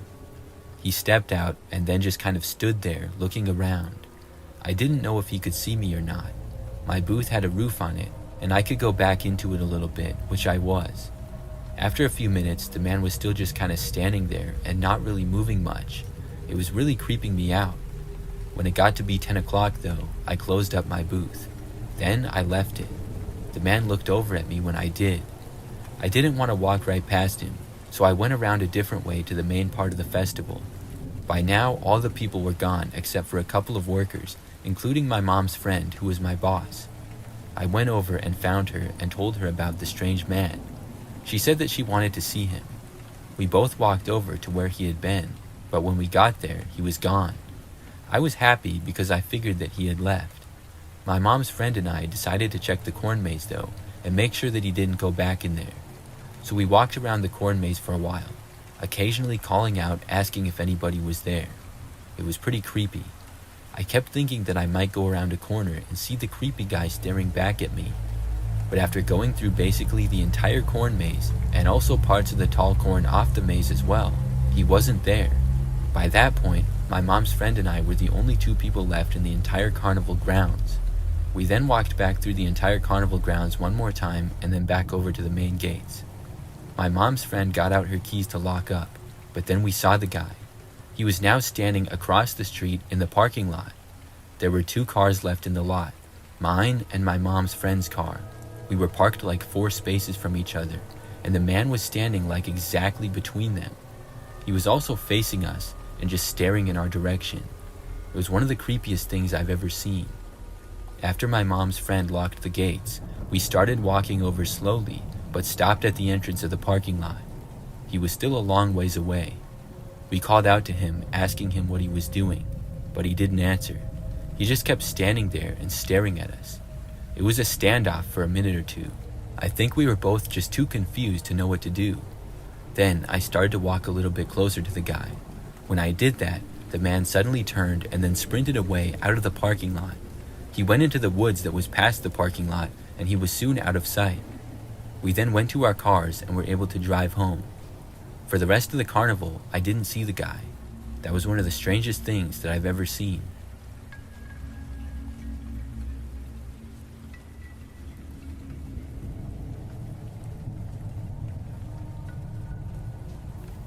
Back when I was in college, during my junior year, I lived in a house off campus. It was within walking distance of the school, and it was in this residential area. I lived with 3 other girls, Alyssa, Megan, and Tia. We were all friends who had known each other since freshman year, and it was a lot of fun to live together. We did lots of things together, and in the fall, when the weather cooled down, I remember that we went to a pumpkin patch. It was a little ways off campus, and each of us got a pumpkin. We brought them back to the house and then carved them. We all had different designs, but they were all pretty similar as well. Mine was a smiling face, and after we had carved the pumpkins, we took them outside and set them on the porch facing the street. It was some nice fall decorations to add to the house. So I remember that one day, a few days after we had carved the pumpkins, I got up to go to one of my classes. I had an 8 a.m. class, So it was 7 something in the morning, and I was the first one to leave the house. When I did, I saw that my pumpkin had been smashed. All the other pumpkins of my roommates were untouched, but mine was completely smashed, and it was off the front steps. I was devastated and really sad that somebody had ruined my pumpkin. After going to class, my roommates were sending me Snapchats of it and saying sorry to me about it. That day, they got me another pumpkin, and I carved it when I got back and set it out again to replace my one that had been smashed. I was upset that somebody had ruined mine, but I figured it to just be a college kid walking by, probably one who was drunk, although it hadn't been a weekend, and our house really wasn't on the way where people would walk by it to go to a bar. But still, just being in a college town, I wasn't really that surprised that it happened. I was happy that my roommates were also nice enough to get me another one. The other thing that was weird about it though, was that mine was the only one that was smashed. If it was some drunk college kids, I would have expected them to smash all the pumpkins. Either way, I had a new one now, so I was happy again.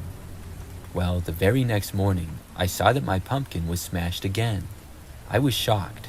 Once more, none of my roommates' pumpkins were touched, but mine was smashed just like it had been before. Somebody was intentionally doing this to me, but I couldn't think of a reason why. I decided not to get another pumpkin after that. I knew that if I did, somebody would just smash it again. I worked too hard on carving it to have it just destroyed. Well, even though I didn't get another pumpkin, something strange happened. It was that very same night. I just remember waking up in the middle of the night at like 2 o'clock in the morning. The first thing I heard was the sound of somebody banging on my bedroom window. Every light in my room was off, and I could barely see anything. My window was covered, so I also couldn't see who was on the other side of it, but I saw their shadow, and somebody was there, constantly banging on the window very loudly. I was really creeped out. Still, I got up and I walked over to my window. By the time that I reached it, the banging had stopped. When I looked outside, I didn't see anybody there, but I just barely saw somebody running off out of the yard. They went towards the neighbor's yard at a fast speed. I couldn't tell what they looked like, but I left my bedroom and a couple of my roommates were woken up as well. We stayed up for a while talking about it and decided to call the police. They came out to the house and they took down our information. After that, they left. I was nervous that the person would return, but after that, they didn't. Nothing else strange happened. I still don't have an answer though.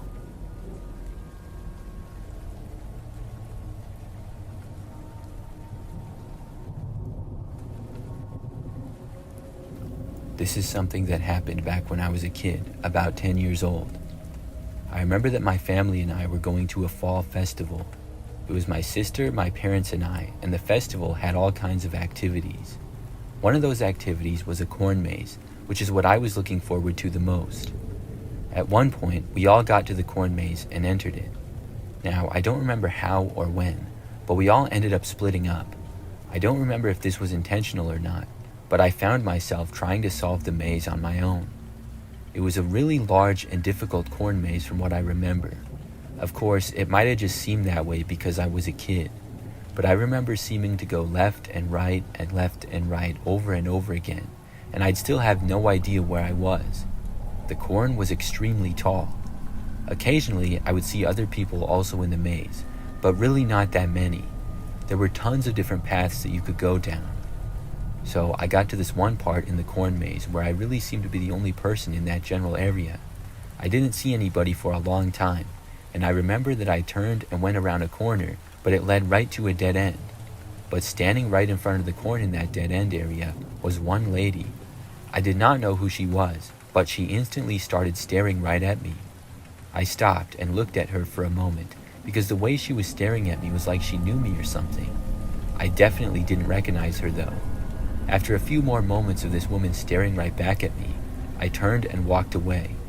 I went back around the corner to try to finish the maze, but about as soon as I did, I remember hearing the woman start to walk after me. At first, I didn't think much of it, because she had been at a dead end anyways, but after that, every turn that I made, the woman seemed to make as well. At one point, I looked back and I saw her just walking behind me and looking at me. Now I was getting creeped out by this woman, because she was just staring at me and going wherever I did. I was continuing to go around every turn that I saw and trying to get out of the maze. There still wasn't any other people in this area, and I didn't see or hear anybody besides this one woman. This went on for probably close to 10 minutes. Finally, after what felt like forever, I was able to get out of the maze. I came around a corner to see the opening, and I felt a ton of relief. When I got out of the maze, other people were standing around, including my sister who had already finished and my parents. I went over to them, and I looked to see the woman walking in another direction, but still looking at me. We went our separate ways after that. I stayed with my family, and we did some other stuff for a while. I don't remember everything that well, but when we left was the next time that I saw the woman.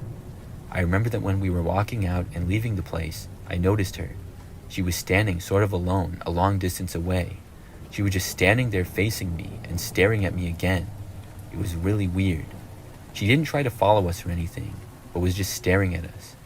After leaving, I never saw her again. I still don't know why she was following me or staring at me. It was really creepy, to say the least.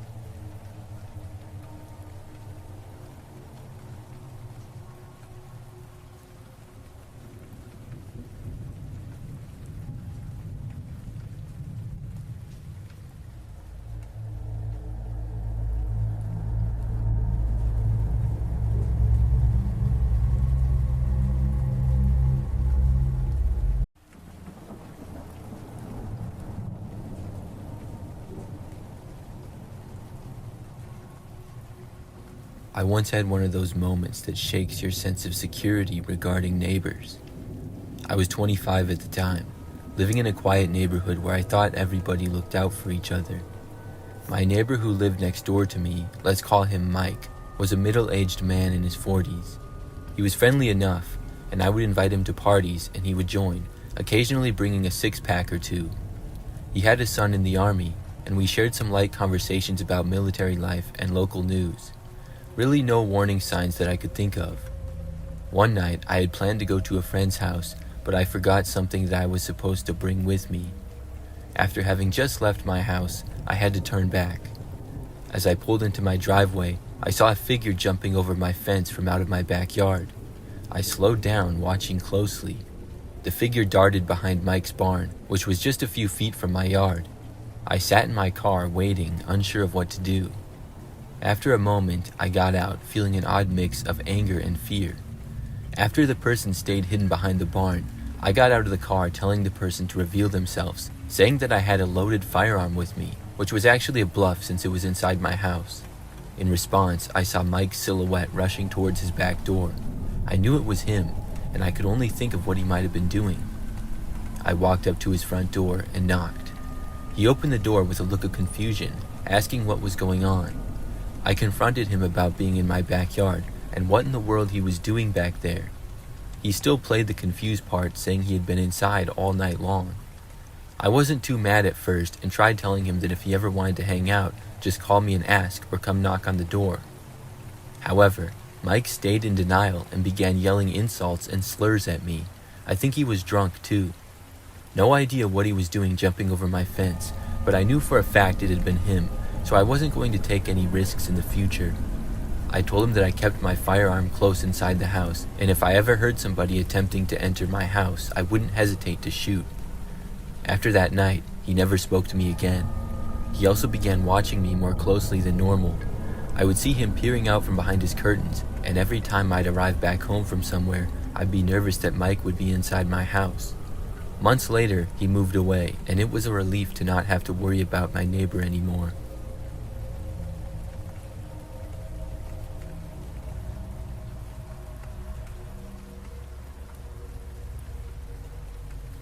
It was 2 a.m. one night, and I had a friend over at my house, and we were still awake and talking. We suddenly heard loud noises coming from outside, and my friend joked that maybe somebody was breaking into my car. Unfortunately, she was dead on. When we went to look out the window, we had a clear view, but the darkness obscured the details. My friend tried to get a good picture of the people breaking into my car, while I ran to my phone, which was charging in a different room, to call the cops. When I arrived back at the window from my call with the cops, my friend relayed to me everything that I had missed. She said that she saw two men wearing hooded sweatshirts and dark clothing. They had torn apart my car, prying open the doors and breaking windows, tearing apart all my belongings that were inside. After a bit, one of the thieves had run off, leaving the other thief behind, who was still vandalizing the car after scattering stuff from inside my car all over the ground. Just then, I noticed my neighbor's car pulling out of his garage. The other thief eventually ran away, and as we waited for the cops to arrive, I wondered if my neighbor had seen anything as he was getting ready to leave his house. We filed a police report showing them the pictures that my friend had taken of the people. They said they would look into it, and then they left. As we were heading back inside my house, upset, my neighbor's car returned and parked in his garage. I pointed it out to my friend as he was driving by, and I asked if it would be rude to go and ask my neighbor if he had seen anything, since it was the middle of the night still. My friend's expression shifted and rushed me into the house. She went on to explain that my neighbor who had arrived home had been one of the men breaking into my car. She was certain of it. We had briefly seen my neighbor's outfit as he walked into his house, and it matched the blurry photo from earlier. He was wearing the same dark hoodie. Not only that, but from inside my house, we watched as he stepped out of his car and walked straight across the street to my house. We peered out from around a dark corner as he approached the living room window and looked inside my house.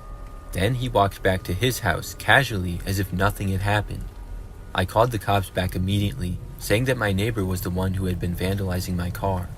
When the cops returned, they knocked on his door. He didn't answer, even though we knew he was there. After a few minutes, the officers walked back to us, saying there was nothing more they could do tonight and they'd keep an eye on him. Later that morning, after not much sleep, I peered through the window again. There was a note on my car now. All the note said was, "Call me," with a number on there. I wanted to call him and rage at him over the phone, but my friend convinced me not to call, since it probably wasn't a good idea. After some digging on Google of his number and address, I discovered that he was a faculty member at one of the top schools in our city. I visited the police station multiple times throughout the next month, hoping for updates, but nothing happened. I tried to avoid looking at our neighbor whenever he was outside, watering his plants or tending to his yard. What's creepy is that he has to know that I know he did it. I'm not sure how the police haven't been able to do anything about it, especially with all the information I've given them. Maybe he bribed them. I really don't know. I just have to live by this guy now who did this to me, and I have no idea why he did. I've never even talked to him or did anything that I would know to upset him prior to the incident.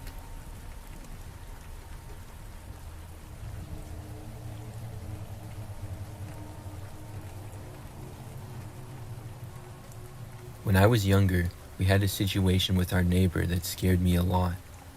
It was about 15 years ago, and I was 9 years old, sick with a fever that kept me tossing and turning all night. My parents let me sleep in their bed so they could keep an eye on me. I remember staring at the digital clock that projected the time onto the ceiling. I must have drifted off again, because the next thing I knew, I was jolted awake. The doorbell rang. It was 3 loud chimes, and then came 3 heavy thumps on the front door. It was dark, and when I glanced up, the clock read 5 a.m. I wasn't sure if I dreamed it or if it was real, but I instantly got nervous as I heard my parents sit up and whisper, "Was that the door?" Suddenly, a wave of fear washed over me. Who would be ringing the door at this time? My mind thought of stories that I had heard about burglars who knocked to lure homeowners into opening the door and then going inside. The knocking and ringing of the doorbell continued, with the knocking getting louder and louder. Our front door did not have a peephole, and the window was frosted glass, so you couldn't see anything out of it at night. My dad got up and headed down the stairs. The banging continued, and I was glad that my dad didn't open the door. Instead, he shouted out asking who was there. There was no answer, however, and the relentless ringing and pounding continued. My brothers and I, who were wide awake now, tried to look from upstairs windows, but we didn't have a good view of the front door. My dad finally dialed 911, and I listened as he spoke to the operator. The banging finally stopped, just as I heard the police cars pull up outside, and I hoped that they would be able to catch whoever had been trying to break into our house. As I looked through the window though, I felt confused, but also a little relieved. Instead of 1 police car, there were 4, plus 2 fire trucks. I remember wondering why the fire trucks needed to come. After what felt like a small eternity, my dad came back upstairs to explain the whole situation. The old lady next door had woken up convinced that she smelled smoke. She panicked, ran out of her house, and banged on our door for help. Because she was hard of hearing, she didn't hear my dad shouting. She had also called the police and fire department in her panic. The fire crew had checked her house and found no fire, just the lingering smell of her cigarette smoke. There was no intruder and no break-in, thankfully, but I remember being more scared than I ever had been in my life during those 10 minutes of banging on the door, thinking that an intruder was going to break in the door and kill me or something.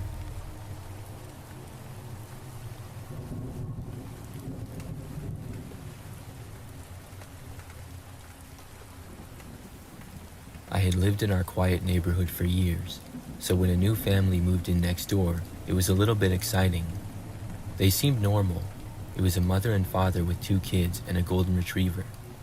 I welcomed them with a plate of cookies, and they seemed friendly. We exchanged small talk about the weather and neighborhood events every now and then. I eventually began having concerns about something going on in their backyard, though. There was this awful smell which kept getting stronger and stronger.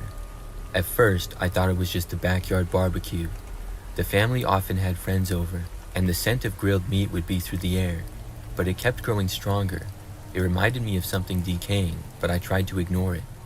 As the weeks went by, the smell coming from their yard got worse, and I found myself watching them more closely. One night, curiosity got the better of me. I was sitting on my porch, the smell stronger than ever, and I decided to take a walk. I approached their backyard, hoping to catch a glimpse of what was going on. The fence was high, but I could see through the slats. I was startled by what I saw. The kids were playing, but the parents stood together in a corner, pulling a tarp over something that looked like a compost bin in the corner of their yard. I thought maybe that might explain the smell, but I wondered why they would want to cover it with a tarp. About a week later, I saw their car pulling out of the garage. I thought nobody was home, so I went over to check the compost bin because the smell was still awful, and I wanted to know what food remnants would smell that bad. I slipped into their backyard as the smell hit me harder now, almost overwhelming. I approached the covered object, held my breath, and pulled back the tarp. It was a large rusted container, and inside I saw the remnants of what looked like many animals, just a bunch of bones and scraps of fur of all sizes. I couldn't even fathom how many dead animals were in there, making the pile so large. As I left their backyard, I looked back and saw the mother of the family watching me with a serious blank face from one of the back windows. I thought that everyone had left in their car, but apparently the mother had been home the whole time watching me. I felt guilty about snooping around their yard, but what I had seen was so weird. I mean, they had either been killing all these different types of animals or finding them dead as roadkill or something and bringing them back. Why in the world would they store dead animal carcasses in their backyard is beyond any reason I could think of. They could have been eating these animals, but it wasn't a major hunting season, and we didn't live in an area where the main type of sustenance was hunting animals. We lived in the suburbs, but we're in a big city. It definitely felt out of place. I thought about telling someone other than my family about it, but I'm not sure if something like that was even illegal or wrong. Anyways, the next time I was by their fence a couple of days later, I peeked through, and the whole container with the tarp covering it was now gone and nowhere to be seen. I never viewed those neighbors as normal again.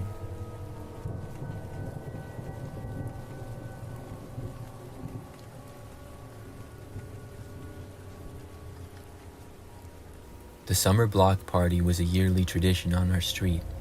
It was a chance to catch up with neighbors, grill hot dogs, and let the kids run wild. That year, we had a new neighbor on the street. I never learned his first name, but he introduced himself as Mr. Grayson. He kept to himself, rarely coming out during the day. As we set up our tables and chairs that night for the block party, I noticed him standing in his yard watching us. I was wondering if he'd make an appearance at the block party, since I never saw him out of his house much, and he didn't seem like the friendliest person. The party kicked off at around 5. It basically consisted of kids racing through the street, laughing, while adults chatted over drinks. I was helping my husband flip burgers when I noticed Mr. Grayson walking around the perimeter of the gathering, hands in his pockets, observing quietly. A few neighbors waved at him, but he didn't give a wave back. It was strange how he seemed to drift from one edge of the party to another, always just outside of the main group of people, and never coming in it for food or to talk to anyone. Every once in a while, I checked to see what Mr. Grayson was up to. He seemed to always be near the area where the kids were playing, just standing awkwardly in the shadows. When it got dark, the party shifted to the backyard where we had a string of lights hung up. The atmosphere was lively, and we lit a fire pit to roast marshmallows, but Mr. Grayson had disappeared again. I didn't see him for a while, until I noticed him near the back of his house, just standing in his yard. Later that evening, I noticed Mr. Grayson was in the backyard, standing too close to where the kids were playing. It was so strange. Throughout the rest of the night, he kept disappearing back to his house and yard, and then reappearing back closer to the party, but always near where the kids were playing. I finally had a free moment from hosting, and decided to go over and talk to Mr. Grayson, hoping to invite him to more of the heart of the party. I asked him if everything was okay, and if he wanted to come sit by the fire pit. He tilted his head, and an unsettling smile creeped across his face. He said he was fine and, quote, was just enjoying the fun from afar. They seemed to have so much energy. Before I could respond, he turned and walked back towards his house, disappearing into the darkness. The rest of that evening, he would pop in and out of view, lurking in the shadows, never quite leaving, but never fully engaging. In my mind, it was a strange night, but he might have had good intentions and was just a strange person. A couple years later, however, he got arrested for possession of some very bad and inappropriate content. I can't help but always think back to that night and how creepy he was being, but at least he only ever watched and didn't try to take any physical action towards the kids.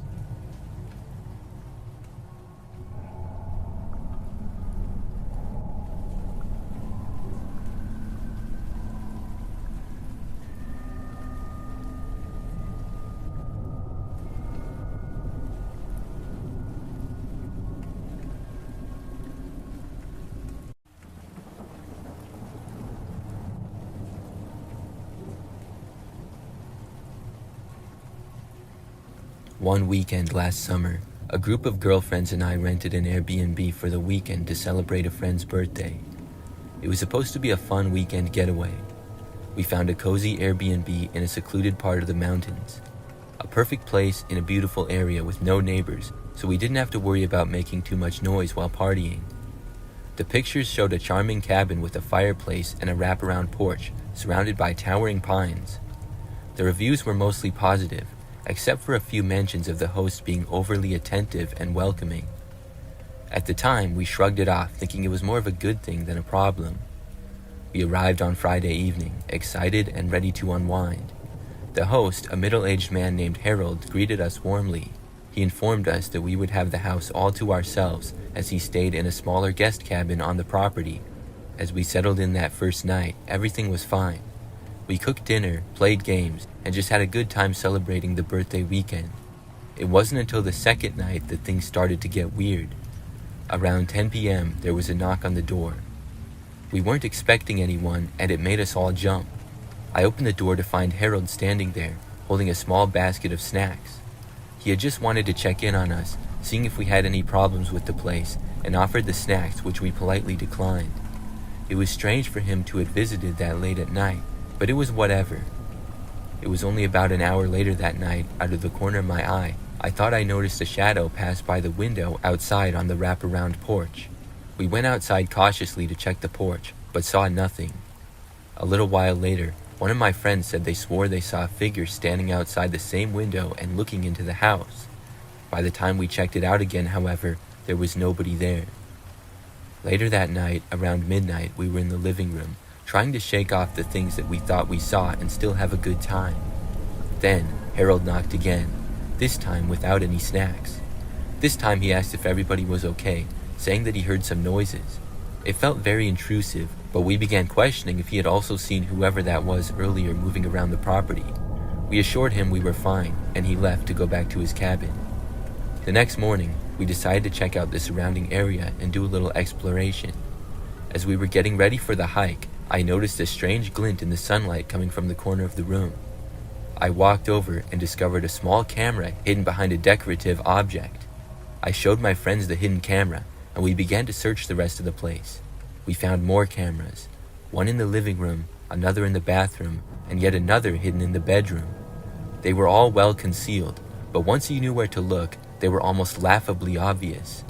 We quickly put together that the figure we had seen on the porch by the window was probably our host Harold watching us last night, since he also had the cameras set up. We decided to ditch our morning hike and leave immediately before our checkout time. We didn't want to confront Harold because we were creeped out and just wanted to get away from there.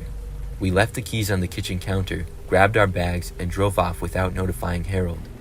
Once we got back into cell service, I quickly opened the Airbnb app and left a review. I warned future guests about the hidden cameras and the creepy visits from the host. It felt important to make sure nobody else would experience what we did. The next day, I reported everything to Airbnb and hoped that Harold would be done hosting forever.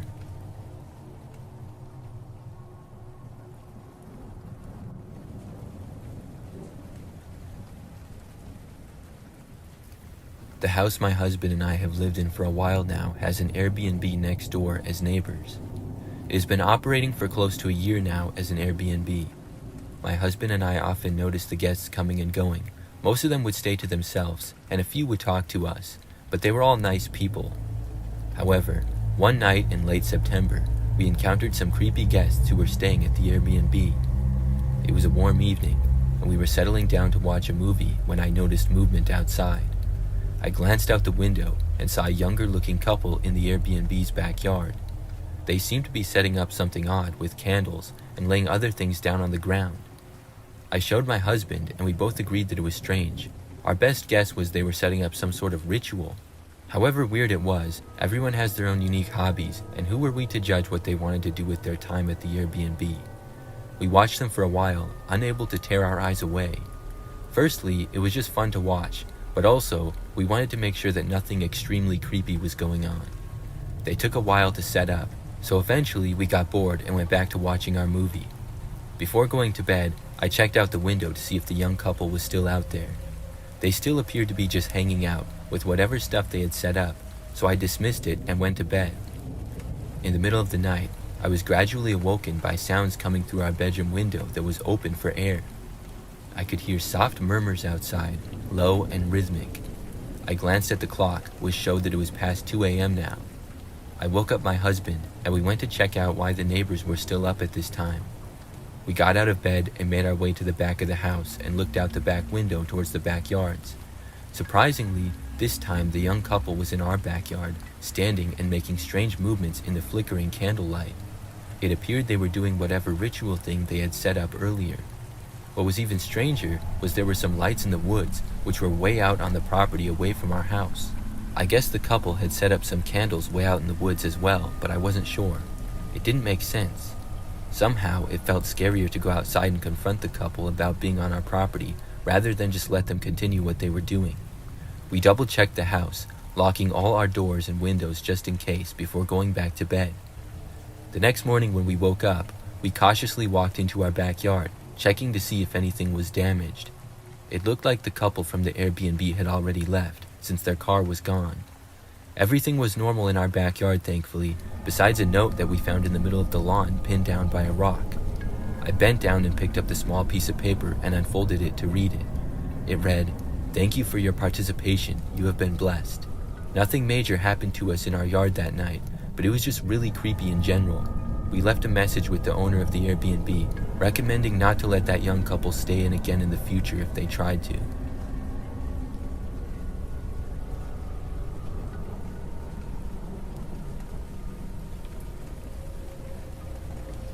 A few years ago, I stayed at an Airbnb for the first and last time in my life.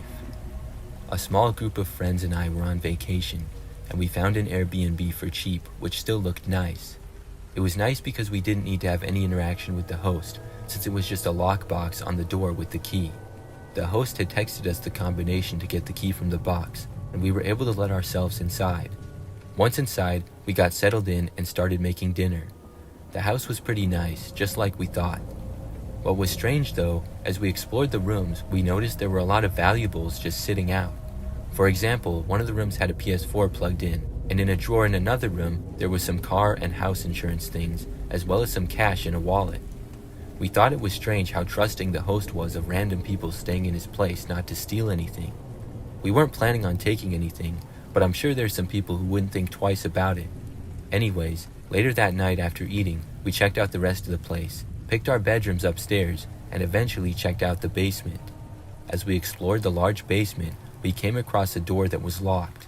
The door being locked itself wasn't anything strange, but the fact that many valuables were left laying around in the house made us think, if none of the valuables were behind the locked door, What would the door need to be locked for, and what was behind it? Anyway, we continued with the rest of the night and went to bed at a good time since we had to be up early the next day. In the middle of that night, while sleeping in my bedroom upstairs, I was woken up with the urge to pee. I tried to go back to sleep, but it was bad enough to keep me up and I had to go to the bathroom. As I got out of bed and approached the door, I heard some movement out in the hallway. It sounded like somebody was shuffling down the carpeted hallway. I opened up my door to continue towards the bathroom, expecting to see one of my friends awake also trying to use the bathroom. When I opened my door, however, I saw someone at the end of the hallway opening a different door and look inside. I immediately could tell that this was not one of my friends based on the shape of the figure. I flipped on the light switch for the entire upper hallway, which was thankfully right near me. I screamed loud enough to wake up all my other friends as I saw a man at the end turn towards me with a look of surprise on his face.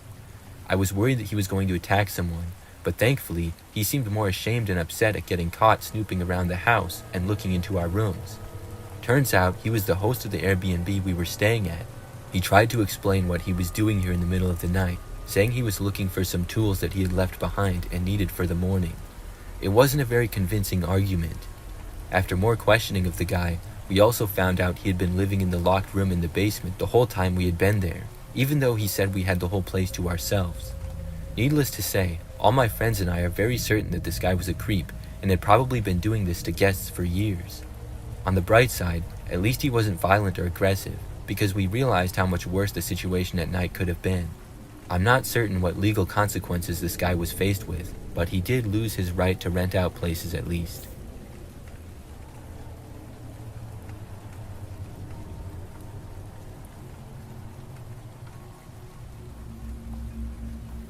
My partner and I had rented an Airbnb recently and stayed the weekend. We were in an area with less light pollution, and it was a clear night outside, so the first night we were there we decided to stargaze. We sat outside in the backyard for most of the night with a glass of wine, looking up at the stars and talking. Since we got there, we had seen the neighbors out and about. To our left lived an older couple who seemed to always have their lights on, and to our right was a man who we hadn't met yet, but saw him walking out to his car from afar once. At some point during the night, I turned my head to glance at the neighbor on the right. There he was, pressed up against the broken fence that separated our yards. His face was illuminated by the light from his cell phone, which he was pointing in our direction. He appeared to be filming us. I felt exposed, like we were on display. My partner and I both just stared at him. He didn't seem to care that we'd caught him. He kept recording, oblivious or uncaring about the discomfort he was causing us. We had been outside that evening for a while now and weren't too upset about wrapping up and heading inside due to the weird neighbor. We tried to make light of the situation, joking how maybe he was just a big fan of astronomy or something. After hanging out in the living room for a while longer, we went to bed eventually. Around midnight, I woke up to the sound of soft rustling. I glanced at my partner, who was sound asleep. I quietly got out of bed and walked to the window. I pulled the curtain aside just a fraction, enough to see into the yard. The same neighbor was standing outside, this time closer to our house. He was looking towards our windows. We had turned all the lights off before going to bed, so our Airbnb was completely dark. I decided to head out into the living room and kitchen area and turn on some small lights in those rooms. I was about ready to call the cops, but maybe because I had turned the lights on, when I looked back outside, the neighbor was back in his own yard. I watched him from a dark window where I wouldn't be seen. He seemed to stare over and scan our house a couple of times before heading back inside to his own house. I went back to bed, but left small lights on just in case he decided to come back around. The next night, when we got back to the Airbnb after our day out, we did not go outside. Mostly, we were just very tired from the day, but also didn't want to have any encounters with the creepy neighbor again. That night, my partner and I heard footsteps outside again, even though I had left small lights on in the house. Peeking outside through the curtain in the bedroom window, we were able to confirm that the neighbor was in the yard again. This time, he came closer to the house and began looking through the living room and kitchen windows. We notified the cops this time, but by the time they arrived, he had already made his way back to his own house. Thankfully, the next day we were planning on leaving. As we packed our things, we had a conversation over the phone with the host about the neighbor. We left right after on our way back home out of the state. Hopefully, the creepy neighbor was handled with and isn't terrorizing any future guests at that Airbnb.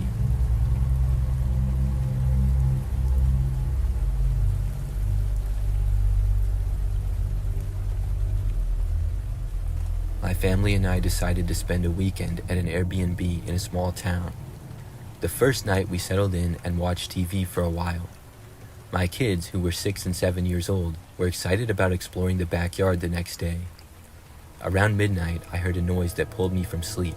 It sounded like whispers, faint and indistinct. I dismissed it as the wind or perhaps a neighbor talking, because after all, we were in a new place. The next morning, we woke up late.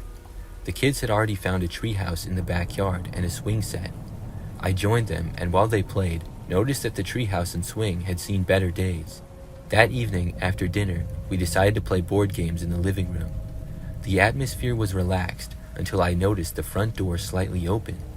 I could have sworn I locked it. I locked it again and shrugged it off, thinking that I might have forgotten. As we played, the lights flickered a few times. My wife joked about it being a haunted house. I laughed it off, but I was starting to feel a little uneasy. The next day, we planned to explore the local sites. While driving around, we met a local at a coffee shop. I casually mentioned our Airbnb. The local's expression changed, and he asked if we had experienced anything strange. I laughed nervously and said not really, just some weird noises. He warned us that the house had a history, something about a family that had lived there and vanished without a trace. I brushed it off as local folklore, but I couldn't help but think of what we had been experiencing was a haunted Airbnb.